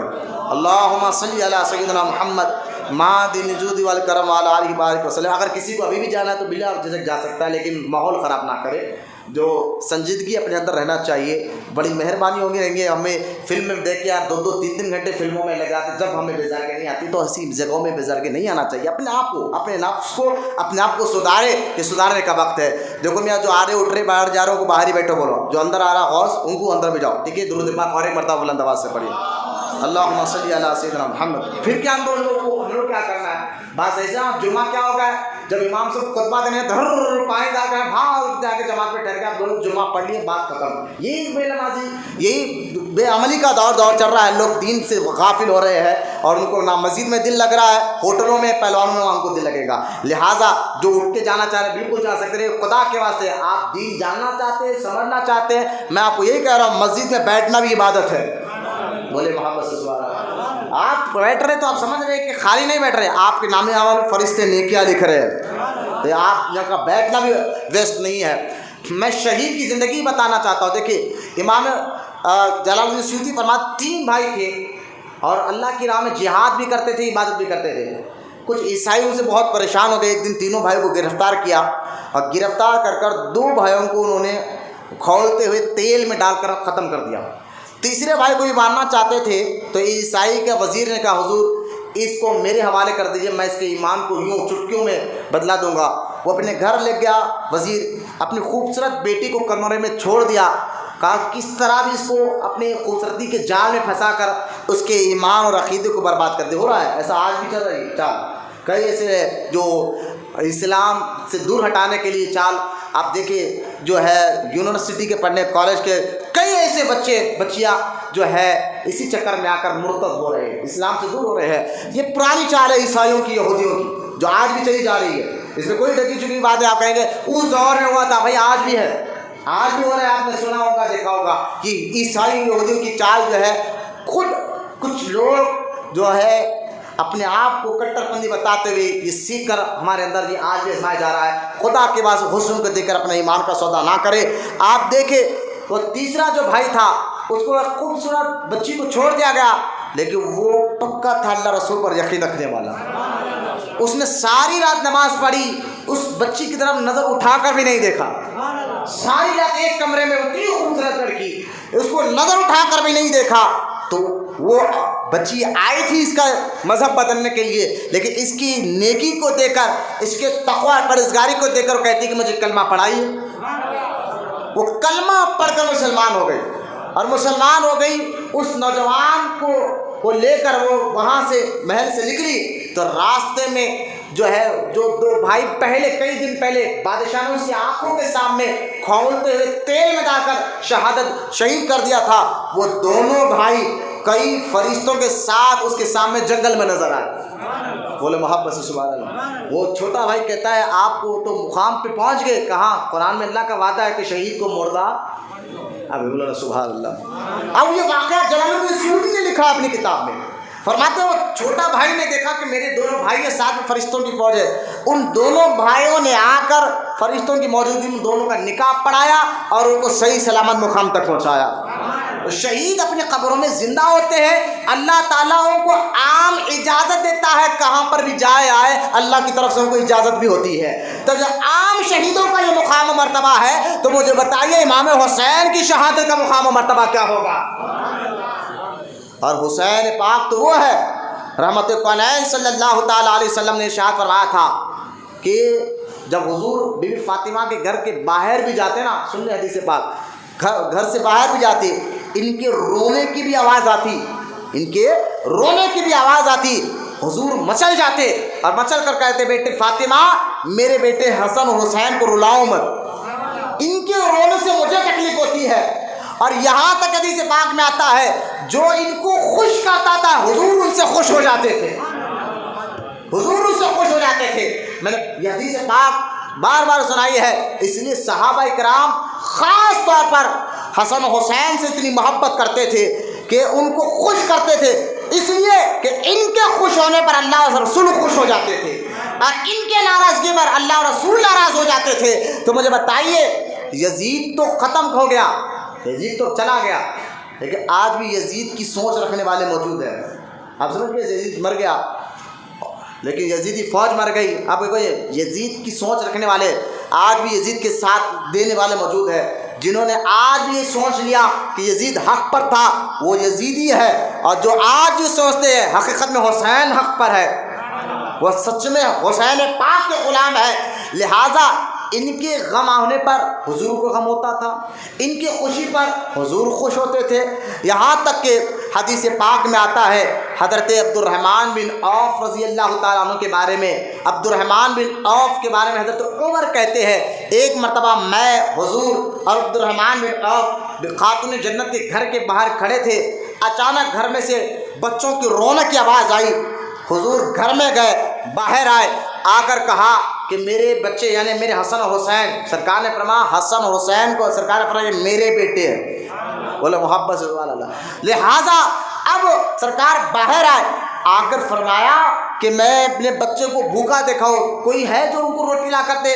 حضرت عمر کہتے ہیں میں جوتا پہننے والا تھا، پہن کر گھر جاتا، لیکن عبد الرحمن بن عوف ننگے پیر گھر بھاگا، مجھ سے پہلے بھاگا، لہٰذا وہ بھاگے اور جا کر جو ہے گھر سے جو ہے اپنی بیوی سے کہہ کر گرم گرم روٹی اصلی گیزے میں بنا کر روٹی لا کر کپڑے میں لپیٹ کر حضور کو دی۔ حضور اندر گئے، اپنے دونوں نواسوں کو اپنے ہاتھ سے کھانا کھلایا، جب کھانا کھلایا روٹی کھلایا دونوں ہنسنے لگے، سرکار باہر آئے، فرمایا عبد الرحمن آج تو نے ان کو خوش کیا ہے، میں تجھ سے خوش ہو گیا ہوں۔ یہی تو آپ کو کیا حضور حسن حسین کے خوش ہونے پر خوش ہوتے تھے، ان کے رونے پر آپ کو تکلیف ہوتی تھی۔ سر عبد الرحمن بن عوف کو حضور نے فرمایا تھا اے عبد الرحمن بن عوف سن، تو نے ان کو خوش کیا ہے، اس کی وجہ سے میں خوش ہو گیا ہوں۔ اب سن لے یہ بات کہ دنیا میں تو جو چاہے کرے، اللہ تعالیٰ تیری دنیا کو بھی سنوارے گا، اور رہی آخرت کی بات، حضور فرماتے عبد الرحمن آخرت میں تجھے جنت میں ساتھ لے کر جاؤں گا، بولے محبت سے سبحان اللہ۔ یہاں تک کہ اس لیے حدیث پاک میں آتا ہے حضور فرماتے علی جنت میں سب سے پہلے میرے خاندان میں تمہاری بیوی فاطمہ اور حسن اور حسین جنت میں جائیں گے۔ حضرت مولا علی نے فرمایا یا رسول اللہ پھر ہمارے چاہنے والے سرکار نے فرمایا گھبراؤ نہیں علی، ہمارے چاہنے والے ہمارے پیچھے ساتھ رہیں گے۔ یہاں تک کہ میں آپ کو یہ بات اس لیے سنا رہا ہوں کربلا کے واقعات کو ذہن میں لاتے ہوئے کہ یہ جو معاملات ہے حضور ان کے خوش ہونے پر حضور خوش ہوتے تھے، یہاں تک حدیث پاک حضور نے فرمایا جس نے حسن اور حسین سے محبت کی اس نے مجھ سے محبت کی، اور جس نے مجھ سے محبت کی اس نے اللہ سے محبت کی، اور جس نے اللہ سے محبت کی اللہ ان کو جنت میں داخل فرمائے گا۔ اب یہاں یہ سارے حدیث ذہن رکھتے ہوئے کربلا کو جو واقعہ ہوا ہے اصل میں ہے کیا کربلا کا واقعہ ہے؟ دیکھیے ایک اسلامی سلطنت قائم ہو چکی تھی، اور جو بھی اسلامی سلطنت میں جو خلفاء حضور کے بعد سننا حدیث بچوں اہم میں آپ کو لب و لعاب سمجھا رہا ہوں، مقصد سمجھا رہا ہوں، کربلا کے واقعے کی ڈیٹیل نہیں، میں اس سے سبق، کیونکہ اس ڈیٹیل پر میں نے بہت باتیں کی ہے، اس سے سبق ہمیں کیا لینا یہ سمجھانے کے لیے آپ کو سمجھانا چاہتا ہوں کہ جو امام حسین رضی اللہ تعالیٰ کربلا کیوں گئے کیا گئے بات میں آپ کو سمجھانے کی کوشش کر رہا ہوں۔ آپ دیکھیے کہ جب اسلامی حضور ظاہری دنیا سے پردہ فرمائے، حضور نے فرمایا تھا میرے بعد خلافت 30 سال رہے گی، کیا فرمایا تھا؟ کتنے سال؟ 30 سال رہے گی، اور وہ خلافت کا دور حضرت ابوبکر صدیق، حضرت عمر بن فاروق، حضرت عثمان غنی، حضرت مولا کائنات علی مرتضیٰ اور امام حسن پر 30 سال مکمل ہو گئے۔ کتنے سال؟ 30 سال مکمل ہو گئے۔ اب 30 سال جب مکمل ہو گئے اس نے کیا کہا تھا میرے بعد خلافت 30 سال رہے گی، اور جو خلیفہ بنتا تھا اس دور میں وہ خلیفہ جو ہے نا شورا سے بنتا تھا، اور خلیفہ کے لیے ضروری تھا کہ وہ خاندان بنی ہاشم سے ہو۔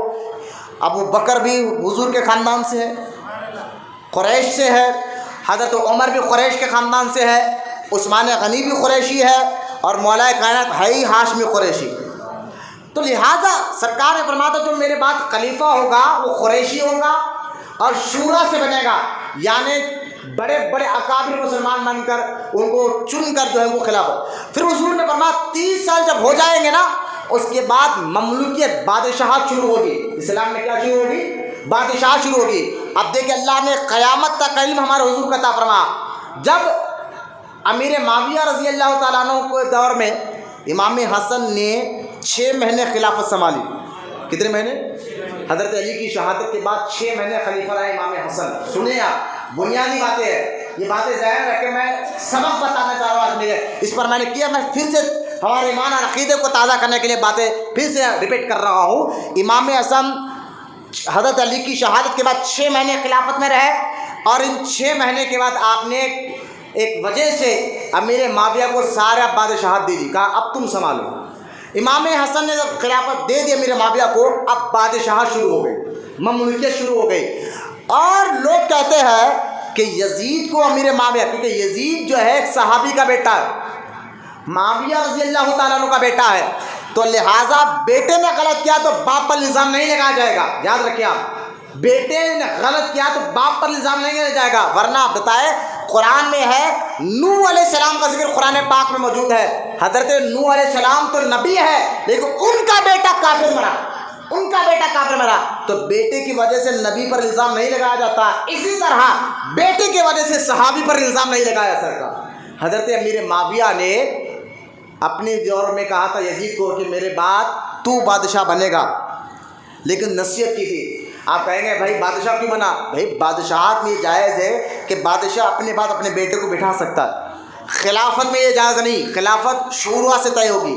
لیکن بادشاہت، ایک بادشاہ کو یہ اختیار ہوتا ہے کہ اپنے بعد اپنے کرسی پر اپنے بیٹے کو بٹھا سکتا ہے. یہ بادشاہت چل رہی تھی، خلافت ختم ہو چکی تھی. اب امیر معاویہ رضی اللہ تعالیٰ نے اپنے بیٹے یزید کو جو بٹھایا تھا تو بظاہر یزید باپ کے سامنے بڑا نیک تھا، ایسا کوئی غلط کام کرتا نہیں تھا.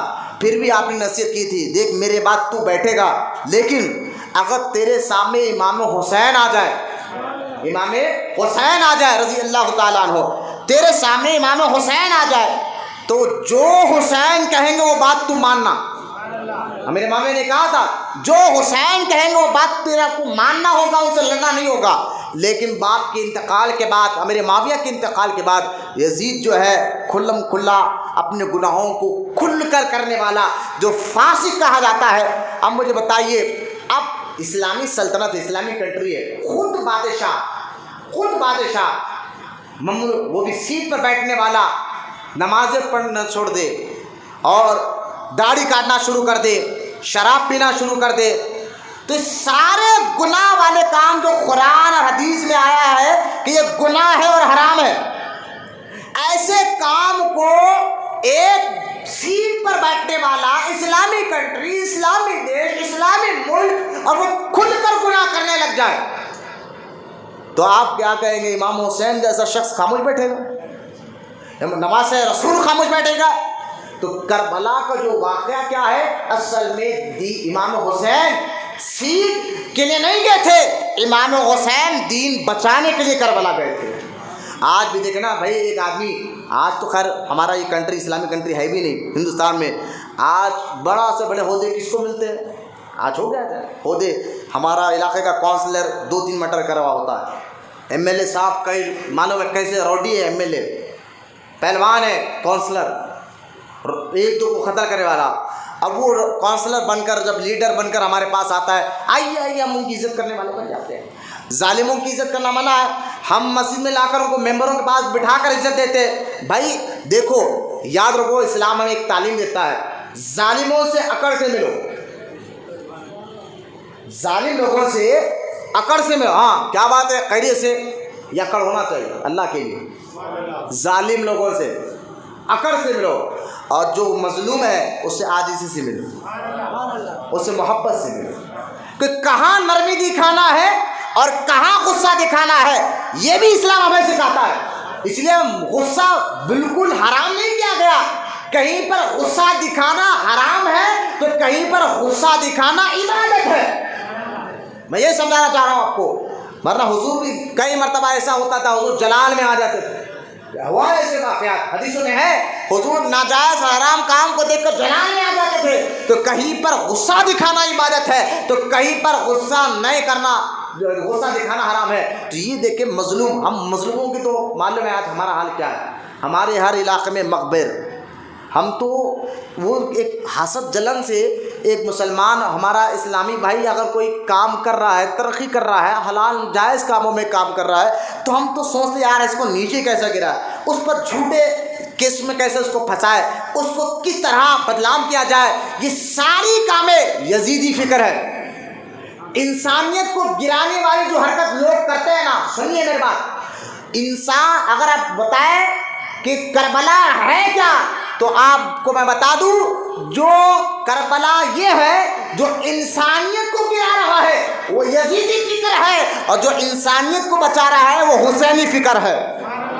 اس لیے ساؤتھ افریقہ میں ایک انگریز نے انسانوں کو بچانے، کیونکہ کچھ قانون ایسا تھا، انسانوں کو بچانے کے لیے اس نے جد و جہد کرنا شروع کر دیا۔ ساؤتھ افریقہ یہ کا واقعہ، جد و جہد شروع کرنا کر دیا۔ تو وہ خود انگریز اپنی کتاب میں لکھتا ہے کہ جب میں انسانیت بچانے کے لیے، انسانیت جب اخلاق سے زیادہ گر رہی تھی، یہ کیا کم اخلاقی ہے کہ ہماری اسلامی بہنیں برتھڈے کے نام پر لنگا ناچ رہی ہے، کہ یہ انسانیت کہاں رہی؟ مجھے بتائیے کہ ایک چھوٹی سی چھوٹی معاملے کی وجہ سے لوگ اپنے عہدے کا ناحق استعمال کر کر کسی مظلوم کو جھوٹے کیسوں میں پھنسا رہے ہیں، کسی کی زمین ہڑپ رہے ہیں۔ شراب کا آج یہ دور دیکھیں، انسانیت کے گرے ہوئے کام ہے۔ وہ انگریز کہتا ہے کہ جب انسانیت کو نقصان پہنچانے والے کام ہو رہے تھے نا، تو میں نے آواز اٹھائی اپنے ملک ساؤتھ افریقہ میں۔ انگریز کہتا ہے مجھے خواب میں مسلمانوں کے امام حسین ہے، اور کہتا ہے کہ تو انسانیت بچانے کے لیے کام کر رہا ہے، میں بھی تیرے ساتھ ہوں۔ تو جہاں انسانیت بچانے، اخلاق بچانے کے کام آپ کریں گے، حسین پاک آپ کے ساتھ ہے، بول محبت سے سبحان اللہ۔ تو جہاں انسانیت گری جا رہی ہے، آج جو انسان کو امام حسین نہیں چاہتے تھے کہ میرے سامنے یزید میرے نانا کے دین کو برباد کرے، امام حسین نہیں چاہتے تھے کہ میرے سامنے کوئی کھلم کھلا شراب پیے، جبکہ شراب قرآن میں حرام ہے، اور یہ بادشاہ یزید اپنے آپ کو بادشاہ کہہ کر شراب، زنا، یعنی انسان سے ہر بھی اتنی بڑی گرنے کے کام جو اس دور میں تھے، آج بھی دیکھیں، میں آپ کو بتا رہا ہوں اس دور میں بھی حسین کربلا میں تنہا تھے، آج بھی تنہا ہے، ایک بھی سچا حسینی نہیں ملے گا۔ امام حسین نے یہ نہیں دیکھا کہ میرے سامنے 40,000 فوج ہے، میں 72 لوگوں کو لے کر میں لڑنے کے لیے بھی نہیں آیا، فوج لے کر بھی نہیں آیا تھا، لیکن میں 72 لوگ 40,000 لوگوں کا مقابلہ کیسے کریں گے، یہ امام حسین نے نہیں سوچا، بلکہ امام حسین نے یہ سوچا کہ میں جان تو دے دوں گا لیکن نانا کے دین اور سچ کو اور انسانیت ختم ہونے سے پہلے انسانیت کو ظاہر کر رہوں گا۔ جان دے دی لیکن آپ نے انسانیت کو گرنے نہیں دیا۔ انسانیت کا ایسا بہترین کام امام حسین نے کیا جو آج تک انسان جو ہے ان کو یاد کرتے آ رہے ہیں، ورنہ آج بھی انسانیت کے گرے ہوئے کام وہ امام حسین کے نام۔ اب جانتے ہیں حدیث پاک میں آتا ہے اللہ کے رسول صلی اللہ علیہ وسلم ایک جگہ سے تشریف لے جا رہے تھے، ذرا غور سے سنیے میری بات، سرکار جا رہے تھے، ایک جگہ بانسری بج رہی تھی، یہ سمجھے اس دور کے ڈھول بانسری بج رہی تھی، حضور نے فرمایا مجھے چکر آ رہا ہے، اس یہ ہٹاؤ بند کرو مجھے چکر آ رہا ہے۔ سرکار نے فرمایا بانسری ڈھول یہ شیطان کا جادو ہے، بانسری بجانا، ڈھول بجانا، باجا بجانا، یہ کیا شیطان کا جادو ہے۔ سرکار نے فرمایا اللہ تعالیٰ نے جس مقصد سے مجھے دنیا میں بھیجا ہے ان مقصدوں میں ایک مقصد یہ بھی ہے کہ میں اس دنیا سے میوزک کو ختم کروں، لیکن آج دیکھیں وہی کام یزید کر رہا تھا۔ یزید کیا کر رہا تھا؟ امام حسین کی شہادت کے بعد باجے یزیدیوں نے بجائے تھے، محلوں کو یزیدیوں نے سجایا تھا، محلوں کو یزیدی نے سجایا تھا، باجے بجائے ننگا ناچ ہو رہا تھا۔ امام حسین کی شہادت کے بعد آج انسانیت اتنی گر گئی کہ اپنے آپ کو سنی بولنے والے جو ہے محرم کے مہینے میں آپ نے بھی دیکھا، میں نے بھی دیکھا اپنی باتوں کی آنکھ سے کہ سنی بولے والے علم کے نام پر باجا بجا رہے ہیں اور یا حسین کر کر ناچ رہے ہیں۔ میں نے کہا یہ پیغام تھا کربلا کا، یہی تو کام یزید کر رہا تھا۔ حسین نہیں چاہتے تھے کہ باجا بجے، حسین نہیں چاہتے تھے لوگ شراب پیے، اور تم حسین کا نام لے کر باجے بجاتے ہو محرم کے جلوس کے نام پر، اور باجے بجا کر جو ہے نعرے لگاتے ہو، اور یہاں تک کہ پی کے ناچ رہے ہو۔ شرم ہونی چاہیے۔ امام حسین کہ وہ شرابی تھا، بے نمازی تھا، اور آج حسین کا نام تم پی کے لے رہے ہو، تو سمجھ رہے تو محرم میں ہم یہ بہت بڑا کام کر رہے ہیں۔ میں کہہ رہا ہوں جو لوگ محرم کے اس مبارک مہینے میں اور خاص طور 10 محرم کو وہ جو ناچے ہے، ایک پکا سچا مسلمان دین سے محبت کرنے والا یہ حرکت نہیں کرتا، یقیناً نہیں کرتا وہ، لیکن پھر بھی اپنے آپ کو دیندار کہنے والا۔ کئی گاؤں میں ہوا ہے، کئی دیہاتوں میں ایسے واقعات، یو پی میں کئی ایسے واقعات ہوئے، کئی دیہاتوں میں ہوا ہے۔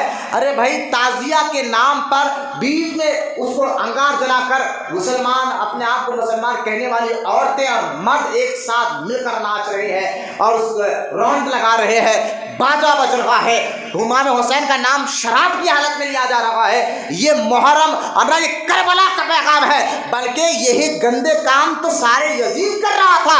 امام حسین نے اسی کے خلاف تو آواز اٹھائی، اور اپنی تو جان ہے، اپنے اولاد، اپنے بھانجوں بھتیجوں کی جان دے کر اس کے خلاف آواز اٹھائی تھی اور کہا تھا یہ انسانیت کو گرانے والا کام ہے۔ مجھے بتائیے، ایک بندہ مسلمان ہو تو ایک شراب پی رہا ہو، جھوٹ بول رہا ہو، تو آپ اس کی عزت کریں گے؟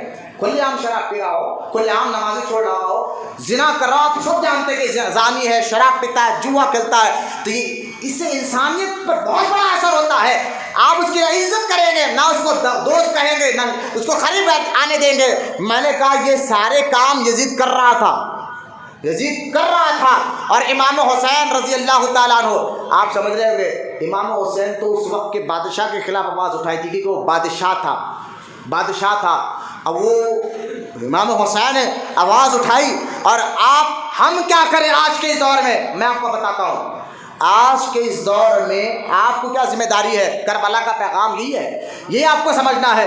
وہ یہ پیغام ہے کہ آج کے اس دور میں بھی خاندان والا، سنیں آپ، خاندان میں وہ شخص جس کی بات پورے خاندان والے سنتے ہیں، چاہے وہ شوہر ہو، دادا ہو، پردادا ہو، کوئی ہو، شوہر کی بات بیوی بچے خاندان سنتا ہے، یا دادا کی بات پورا خاندان سنتا ہے، تو وہ یہ اکڑ میں نہ رہے کہ بھائی میں تو خاندان کا بڑا ہوں، میں جو ہے سب میری بات سنتے ہیں۔ نہیں، تم خاندان کے اگر بڑے ہو تو اتنی بڑی ذمہ داری تمہارے اوپر آ گئی ہے، اب تم اپنی اندر حسینی مزاج پیدا کر تمہارے پر لازم ہو جاتا ہے کہ خاندان تمہاری بات سنتا ہے، بیٹے تمہاری بات سنتے ہیں، بیوی تمہاری بات سنتی ہے۔ اگر تم اپنی بیوی بچوں کو نیکی کی دعوت نہیں دو گے تو عذاب تو ان پر بعد میں ہوگا، پہلے عذاب تم پر ہوگا، تمہاری پکڑ ہوگی، تمہاری پوچھ ہوگی، تمہیں پکڑا جائے گا اور تمہیں دردناک عذاب دیا جائے گا۔ یہ آج خاندان کے بڑے بن جانا، گھر کے بڑے بن جانا، بھائی آپ دیکھو نا، گھر کا بڑا آدمی ہے، خاندان والے سنتے ہیں۔ بھائی جو آپ کی بات سنتا ہے، اسلامی حدیث پاک کے مطابق اللہ قرآن میں کیا فرما، کنتم خیر امتی، تم بہترین امت ہو، تم بہترین امت ہو۔ اس لیے اللہ قرآن میں فرماتا ہے، اس لیے کہ تم نیکی کی دعوت دیتے ہو اور گناہوں سے بچاتے ہو، نیکی کی دعوت دیتے ہو اور گناہوں سے بچاتے ہو۔ یہ قرآن کی آیت ہے۔ مجھے اب بات بتائیے، آپ سمجھ رہے ہیں صرف مسجد کے امام ہی نیکی کی دعوت دے، بھائی داڑھی رکھنے والا ہی نیکی کی دعوت دے، ہمیں کوئی کام نہیں ہے؟ میں نے کہا نہیں، جو جس عہدے کا مالک ہوتا ہے، چھوڑو لیڈروں کو، پہلوانوں کو، اگر اس عہدے پر آ کر وہ کام نہیں ادا کر رہے، دینا پڑے گا اللہ کی بارگاہ میں ایک چیز کا جواب۔ کب تک جیو گے؟ موت زندگی کب تک ہے؟ 50 سال، 60 سال، 70 سال، کبھی تو مرو گے۔ موت تو آنی ہے، وہاں جانے کے بعد نہ عہدہ ساتھ آئے گا، نہ رشتے دار ساتھ آئیں گے۔ قبر کے اندر خاندان کے بڑے لوگ بھی اپنے کان سے سنے حسینیت کا پیغام کیا ہے، کہ امام حسین نے دیکھا کہ یزید غلط کر رہا ہے، دین کا مذاق اڑا رہا ہے، شراب پی رہا ہے، تو آپ نے آواز اٹھا کر دین بچایا ہے۔ تو خاندان کے لوگ پر جو بڑے ہیں ان پر لازم ہے، اگر بیٹا غلط کر رہا ہو، بہو غلط کر رہی ہو، بیوی غلط کر رہی ہو، تو ان کے ہاں میں ہاں ملا کر مذاق نہ کرے، بلکہ ان کو دین بتائے، ورنہ پکڑ تمہاری پہلے ہوگی۔ کیوں؟ آپ کہیں گے کیوں؟ میں آپ کو ہی بتا رہا ہوں اس کیوں کا جواب۔ اللہ نے فرمایا کہ تم بہترین امت ہو، لوگوں کو نیکی کی دعوت دیتے ہو، گناہوں سے بچاتے ہو۔ آپ سمجھ لیں نیکی کی دعوت صرف مسجد کا امام صاحب دیں گے، مسجد میں جمعہ میں، بس ہمارے پر کوئی ذمہ داری نہیں۔ ہر ایک کا اپنا اپنا مقام ہے، ہر ایک کی اپنی اپنی ذمہ داری ہے۔ جو شخص، مجھے آپ کو سنا رہا ہوں، سنیے آپ، اگر آپ کا دوست بھی ہو اور وہ آپ کی بات سنتا ہو آپ کا بھائی ہو، آپ بڑے ہیں لیکن آپ کا بھائی آپ کی عزت کرتا اور آپ جو بولے وہ سنتا، تو آپ پر اس کو نیکی کی دعوت دینا فرض ہے۔ کیا ہے؟ اسی طرح گھر کے بڑوں کو لے لیں آپ، بھائی گھر کے بڑے ہیں، ان کی بات پر خاندان سنتا ہے، کیسے ہے ایسے خاندان آج بھی الحمدللہ، اللہ ان کو سلامت رکھے۔ میں مطلب صرف بڑا بڑھنے سے فائدہ نہیں ہوتا، آپ بڑے بننے کے بعد جو ہے ان پر نیکی کی دعوت دینا بھی فرض ہو جاتا ہے۔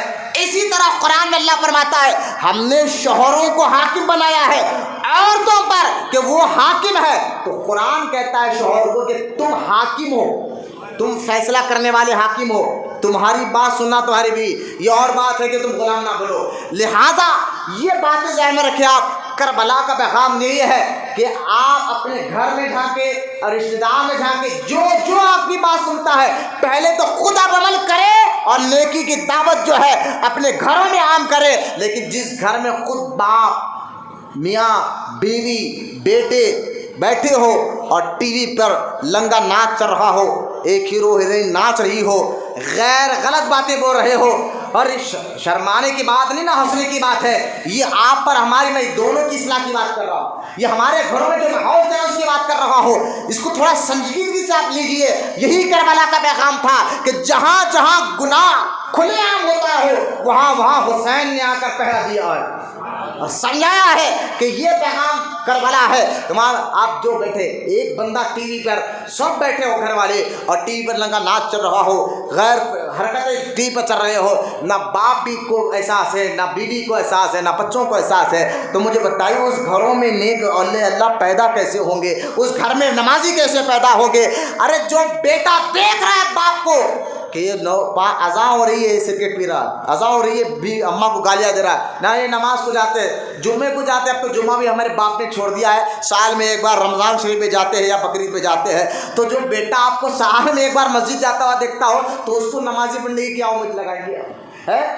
کیونکہ آپ ذمہ دار ہے، جو گھر کا بڑا ہوتا ہے پوچھ پہلے اس سے ہوگی۔ اس لیے سرکار نے کیا فرمایا، اگر تم لوگ حق بولنا چھوڑ دو گے، ہو رہا ہے نہیں تو حق بولنا، جاؤ نا بھائی چھوڑو، اس کا اس کے ساتھ ہمارا ساتھ، ارے بھائی جو ٹھیک ہے اس کا اس کے ساتھ ہمارا ہمارے ساتھ، یہ اس کو بولنا جو تمہاری بات نہیں سنتا، جو روڈی ہے، پہلوان ہے، اب آپ کی بات وہ سنتا نہیں ہے، آپ بولیں گے وہ سن لے گا، ایسے کوئی ہے تو آپ پر فرض ہے بولنا، آپ پر لازم ہے بولنا، کیونکہ وہ آپ کی بات سنتا ہے، آپ کی عزت کرتا ہے، آپ جو بولے گا وہ کر لے گا، وہ آپ بولے گے نماز پڑھو تو پڑھ لے گا، تو لہٰذا آپ پر فرض ہو جاتا ہے۔ لیکن اس لیے سرکار نے فرمایا اگر تم نے حق بولنا چھوڑ دیا، حق بولنا اگر تم نے چھوڑ دیا، حضور فرماتے پھر تمہارے بوڑھے لوگ دعائیں کریں گے، اللہ ان کی دعاؤں کو قبول نہیں فرمائے گا۔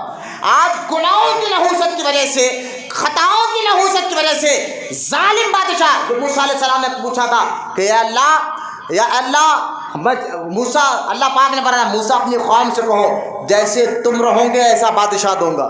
تو یہ بادشاہ جو لیڈر ہمارے اوپر حکومت کرنے آ رہے ہیں، ہم نہیں چاہتے کہ یہ ہم پر حکومت کرے، لیکن اس کی وجہ کیا ہے؟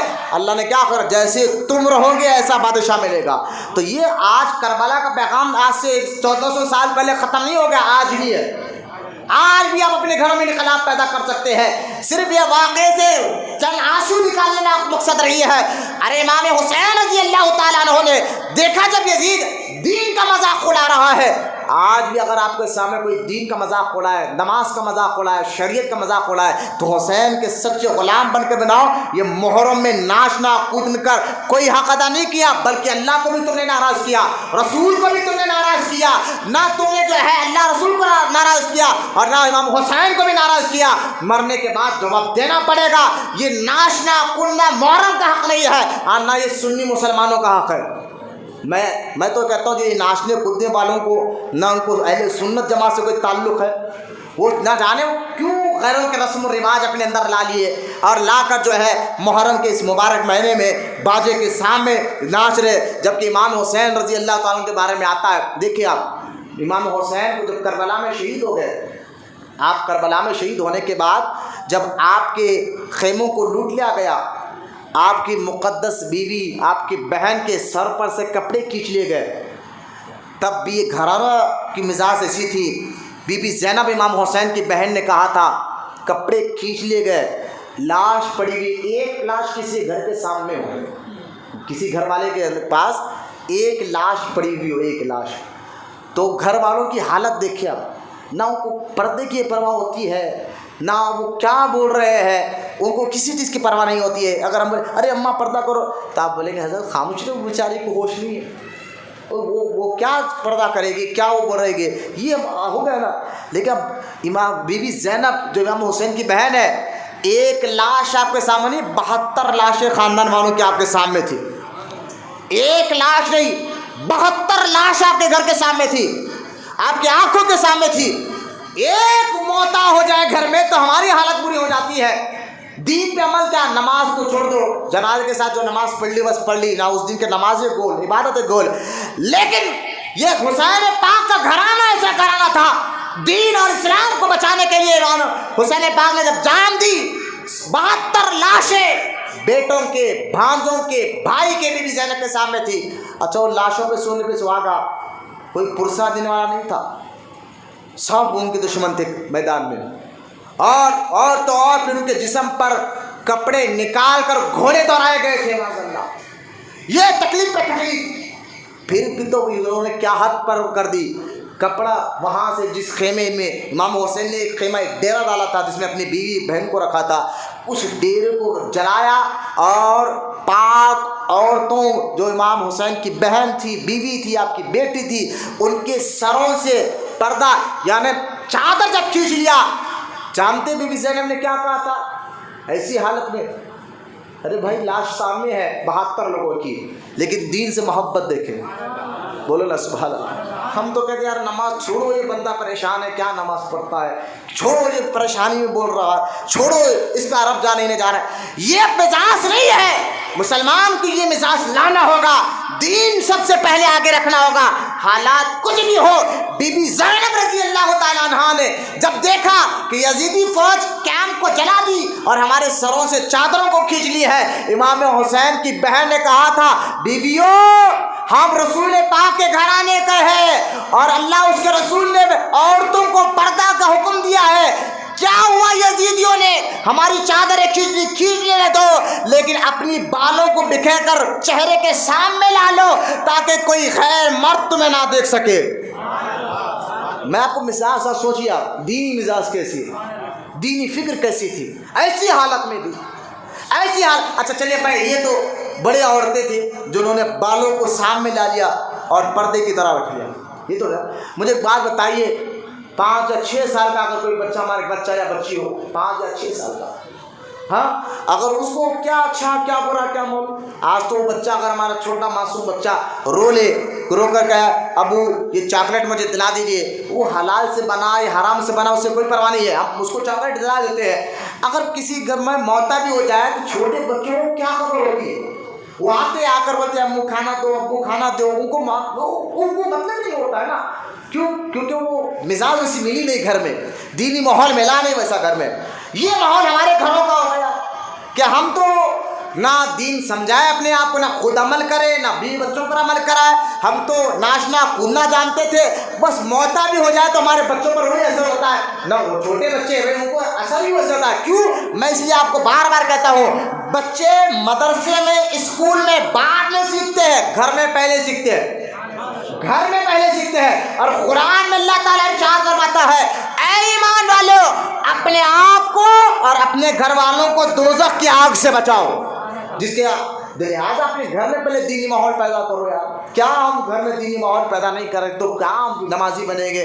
ہمارے حال تو یہ ہے کہ ہمارے بچے دیکھ رہے ہیں تو چھوٹا بچہ موتا کو خیال نہیں کرتا، کچھ خیال نہیں کرتا۔ جب کربلا کا واقعہ ہوا 7 محرم سے پانی بند کر دیا گیا تھا، 10 محرم کو سب کو لوٹ لیا گیا اور وہاں سے کوفہ لے جایا گیا، کوفہ میں 2 دن رکھے، 4 یہ دوست، پھر وہاں سے کوفہ سے جو ہے ملک کے شام لے جایا گیا، ملک کے شام میں جہاں یزید کا دربار تھا وہاں جانے 2 دن لگے۔ یہ 7 یعنی 13 محرم 8 دن تک اہل بیت کے گھر والے 8 دن ہو گئے، کتنے 8 دن تک بھوکے اور پیاسے ہیں، جس میں امام حسین کی چھوٹی بیٹی سکینہ 5 یا 6 سال عمر ہے، 8 دن کی بھوکی اور پیاسی ہے. ذہن میں رکھے بات ہے. کتنے دن کی؟ 8 دن کی بھوکی اور پیاسی ہے. 6 سال کی ہے. آگے یہ امام حسین کی بیٹی جب یزیدی فوج لے کر ان کو ملک شام گئی، ملک شام میں داخل ہونا تھا. شام کے لوگوں میں یزید نے کیا کیا تھا جانتے ہیں آپ؟ ملک شام میں یہ بات پھیلا دی تھی. یہ نہیں کہا کہ میں نے نبی کی نواسوں کو قتل کیا، یہ نہیں کہا، بلکہ معاذ اللہ اس لیے یہ اعلان کیا تھا کہ شہر کو سجا دو، پورا شہر سج جانا چاہیے. لوگوں نے کہا یزید کیا بات ہے، آج ہمارا ملک شام کو کیوں سجا رہا ہے؟ تو اس نے کہا تھا معاذ اللہ یزید نے، میں نے جو روڈوں پر جنگلوں میں رہ کر جو ڈاکو ہوتے ہیں نا، ڈاکو جو لوگوں کے مال کو لوٹ لیتے ہیں، تو اس نے کہا تھا جو جنگلوں میں بیٹھ کر لوگوں کے مال کو لوٹ لیتے تھے، میں نے ان ڈاکوؤں کو قتل کیا معاذ اللہ، ان کو مارا. جبکہ وہ اہل بیت کو نہیں جانتے تھے مسلمان کہ یہ واقعہ اس دور میں کوئی فون کا دور تو تھا نہیں، انٹرنیٹ کا دور تو تھا نہیں. مسلمانوں کو یہ بہت بعد میں خبر ہوئی کہ یزید نے یہ معاذ اللہ حسین کو شہید کیا، یہ بعد میں معلوم ہوا. لیکن لوگوں کو کہا کہ میں نے کچھ ڈاکوؤں کو قیدی بنا لیا ہے، کچھ کو مار دیا ہے، اور وہ ڈاکوؤں قیدی آ رہے ہیں، لہٰذا سجا دو. پورا محلہ سج گیا، باجے بج رہے، شہنائیاں بج رہے. مجھے بتائیے یہی تو آپ کو سمجھانا چاہ رہا ہوں کہ محرم میں کربلا کی شہادت کی خوشیاں میں معاذ اللہ یزیدیوں نے خوشیاں منائے تھے، ڈھول بجائے تھے. آج جو اپنے آپ کو سنی کہنے والے علموں کے سامنے ناچے، علم بٹھا کر ناچے، وہ تنہائی میں سوچ لے اپنے آپ میں کر کیا رہا ہے، یہ کتنا گھنونا کام ہے، یہ کس کا طریقہ رہا ہے. یزیدی فوج تھی جو باجے بجا رہی تھی، یزیدی فوج تھی جو ناچ رہی تھی، لہٰذا اس نے نچا. اب وہاں سے جب یہ قافلہ شہر میں داخل ہوا، جانتے نا پہلے شہر میں دروازے ہوتے تھے. جب یہ ملک شام پہنچا تو شام میں پہنچا تھی قافلہ، تو رات کا وقت تھا. یزید نے کہا رات بھر ان کو باہر ٹھہراؤ، صبح جب ہوگی جب اندر داخل کرنا. صبح میں کیونکہ شہر کے دروازے بند ہوتے تھے. آج بھی دیکھیے ہمارے حیدرآباد دکن میں عثمان علی بادشاہ کے دور میں ہمارے حیدرآباد دکن کے 7 دروازے تھے جو آج بھی مشہور ہے نا، لال دروازہ، فلا دروازہ، فتح دروازہ. یہ دروازے رات میں عثمان علی بادشاہ جو ہمارے نظام سرکار کے آخری بادشاہ تھے نا، عثمان علی بادشاہ، ان کے دور میں 11 بجے کے بعد یہ دروازے بند ہو جاتے تھے. اب کوئی نہ اندر باہر جا سکتا ہے نہ کوئی خاص معاملہ ہوا تو اس کو صبح داخل ہونا پڑتا تھا. شہر دروازے کے باہر جو ہے انتظار کرنا پڑتا تھا. یہ دور پہلے سے چلتا آ رہا ہے. یزید نے امام حسین رضی اللہ تعالیٰ کی بہن اور آپ کے گھر والوں کو جب یہ ملک شام پہنچے، رات ہو گئی تھی، شہر کا دروازہ بند ہو گیا تھا، اس بدبخت نے یہ نہیں کہا کہ ان کو اندر لاؤ، جبکہ وہ مقدس عورتیں اونٹ کی لنگی پیٹھ پر بیٹھی ہوئی تھی. جانتے یہ بھی کتنی بڑی خطرناک سزا ہے. کسی اونٹ والے سے پوچھو آپ، اونٹ کی لنگی پیٹھ پر بیٹھنا کتنا خطرناک ہوتا ہے. لنگی پیٹھ پر بیٹھے پھر 8 دن کی بھوکے اور پیاسے ہے، جس میں بچے بھی ہیں، عورتیں بھی ہیں. ذہن میں رکھیں یہ باتیں. پھر وہ جب اس نے رات بھر ٹھہرا، صبح دروازہ کھولا تو محلے والوں کو، مسلمان تھے نا سارا محلہ، وہ محلے والوں کو کیا معلوم کہ یہ کون ہے؟ ان کو یہ معلوم تھا یہ صرف قیدی ہے. تو وہ لوگ، حدیث میں ہے سرکار نے فرمایا تھا قیدیوں کو جو صدقہ دے گا اللہ اس کے گناہوں کو معاف فرمائے گا. ان لوگوں نے کیا کیا، ملک شام کے لوگوں نے چھتوں پر چڑھ گئے، بولے قیدی آ رہے ہیں نا، جو حضور نے کہا تھا قیدیوں کو صدقہ دو. لوگوں نے صدقہ پھینکنا شروع کیا، یہ کھجوریں کھاؤ، یہ کھجور لیے، یہ چادر ہے، یہ کھجور ہے، یہ فلاں، پھینکنے لگے چھتوں سے.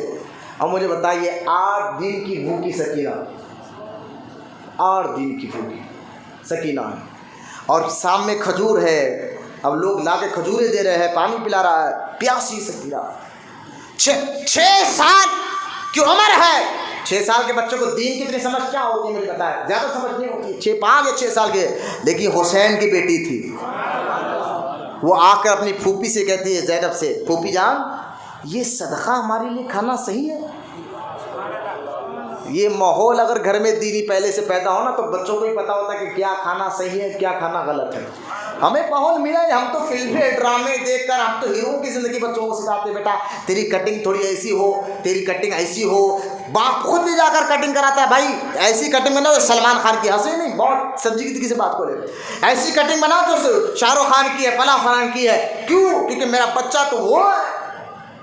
اور وہی بچہ جب بڑا ہو کر سلمان خان شاہ رخ خان سے زیادہ ایک ہاتھ بڑھ کر باپ کو گالیاں دے کر گھر سے باہر ہکالے تو آ کر ہاں بچہ بڑا بے شرم ہوگا. میں نے کہا شرم تو آپ کو ہونا چاہیے تھا, آپ نے کیا سکھایا تھا بچپن سے؟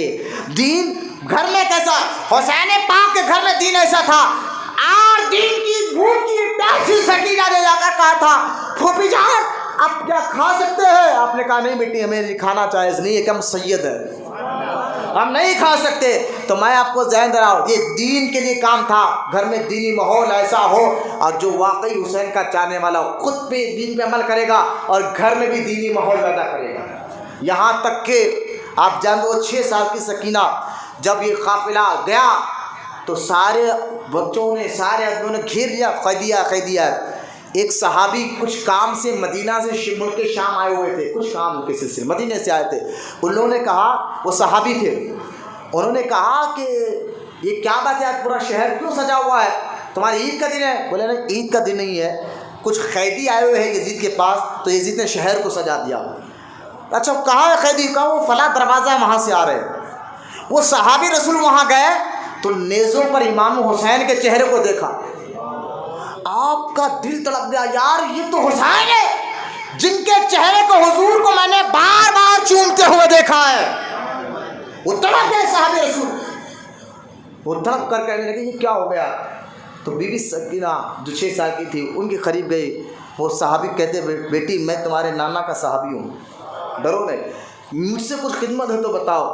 تو جانتے ہو سکینہ نے کیا کہا تھا کہ آپ ایک کام کریے, جو میرے ابو کا جو نیزے پہ جو سر رکھا ہوا ہے وہ ان کے سامنے سکینہ تھی نا, سکینہ کے سامنے وہ سر تھا. کہا یہ سر کو سپاہیوں کو کہو تھوڑا آگے لے چلے جائے. بولے کیوں؟ کہا وہ لوگ سر کو دیکھ رہے ہیں اور غیر مت مجھے بھی دیکھ رہے ہیں, میرا پردہ نہیں ہو رہا ہے. یہ بولو سبحان اللہ. یہ عورتوں کو شرم ہونی چاہیے جو محرم میں الحمد کے سامنے کھلا نہ چلے, شرم کرو. جن کی بیٹیوں نے ایسی حالات میں بھی دین کا دامن نہیں چھوڑا, اور تم کون ہوتی ہو دین کا مذاق بنانے والی؟ اور ان کے نام پر جنہوں نے دین کے خاطر جانوں کو دیا ہے, وہ کون نوجوان ہے جو ناچ کر پی کر محرم منا رہے ہیں, جنہوں نے شراب کے خاطر شرابی کے ہاتھ میں ہاتھ نہیں دیا بلکہ جان دے دی, اور فرمایا حسین جان تو دے سکتا ہے شرابی کے ہاتھ میں اپنا ہاتھ نہیں دے سکتا. تم کس خور کے مسلمان ہو, دین کا ایسے مذاق بنا رہے ہو؟ خاندان والوں دین پر شریعت پر تم مسلمان بنے کیوں؟ کلمہ پڑھو نا, کلمہ پڑھنے سے کوئی فائدہ نہیں, کلمے کے حق بھی ادا کرو, اس کی تقاضے بھی ادا کرو, ورنہ ہم جیسے مسلمانوں کو رب کو ضرورت بھی نہیں ہے. اگر تم اپنے دین کا خود مذاق اڑاؤ گے, داڑیاں کاٹ کر, نمازیں چھوڑ کر, شراب پی کر, مظلوموں پر ظلم کر نہا کے, اللہ نے تمہیں لیڈر بنایا, پولیس بنایا, فلاں عہدہ دیا تو تمہیں اس لیے دیا کہ تم لوگوں پر نہا کے ظلم کرنا شروع کر دو, تمہیں اس لیے عہدہ دیا کہ تم لوگوں کے زمینیں ہڑپنا شروع کر دو, تمہیں عہدہ اس لیے دیا کہ تم جھوٹے کیس پر لوگوں کو پھنساؤ. ارے کر لو, آج کر لو گے, آج تمہاری زندگی ہے, تم مرنا چاہو گے نا مرو گے, ضرور مرو گے, اس پر کوئی اختلاف نہیں. جب قبر میں فرشتے آئیں گے تب پتہ چلے گا ایک غریب کا دل دکانے کی سزا کیا ہے. جب قبر میں فرشتے آئیں گے عذاب دیں گے, جب پتہ چلے گا نماز چھوڑنے کی سزا کیا ہے. جب قبر میں آئیں گے فرشتے, جب پتہ چلے گا محرم میں ناچنے گانے کی سزا کیا ہے. جب خبر میں فرشتے آئیں گے لیڈر صاحب, جب پتہ چلے گا کسی مظلوم کا تکلیف دے کر ان کی زمینوں کو ہڑپنا, ان کو جھوٹے کیس میں پھنسانا کتنا بڑا خطرناک گھنونا کام ہے.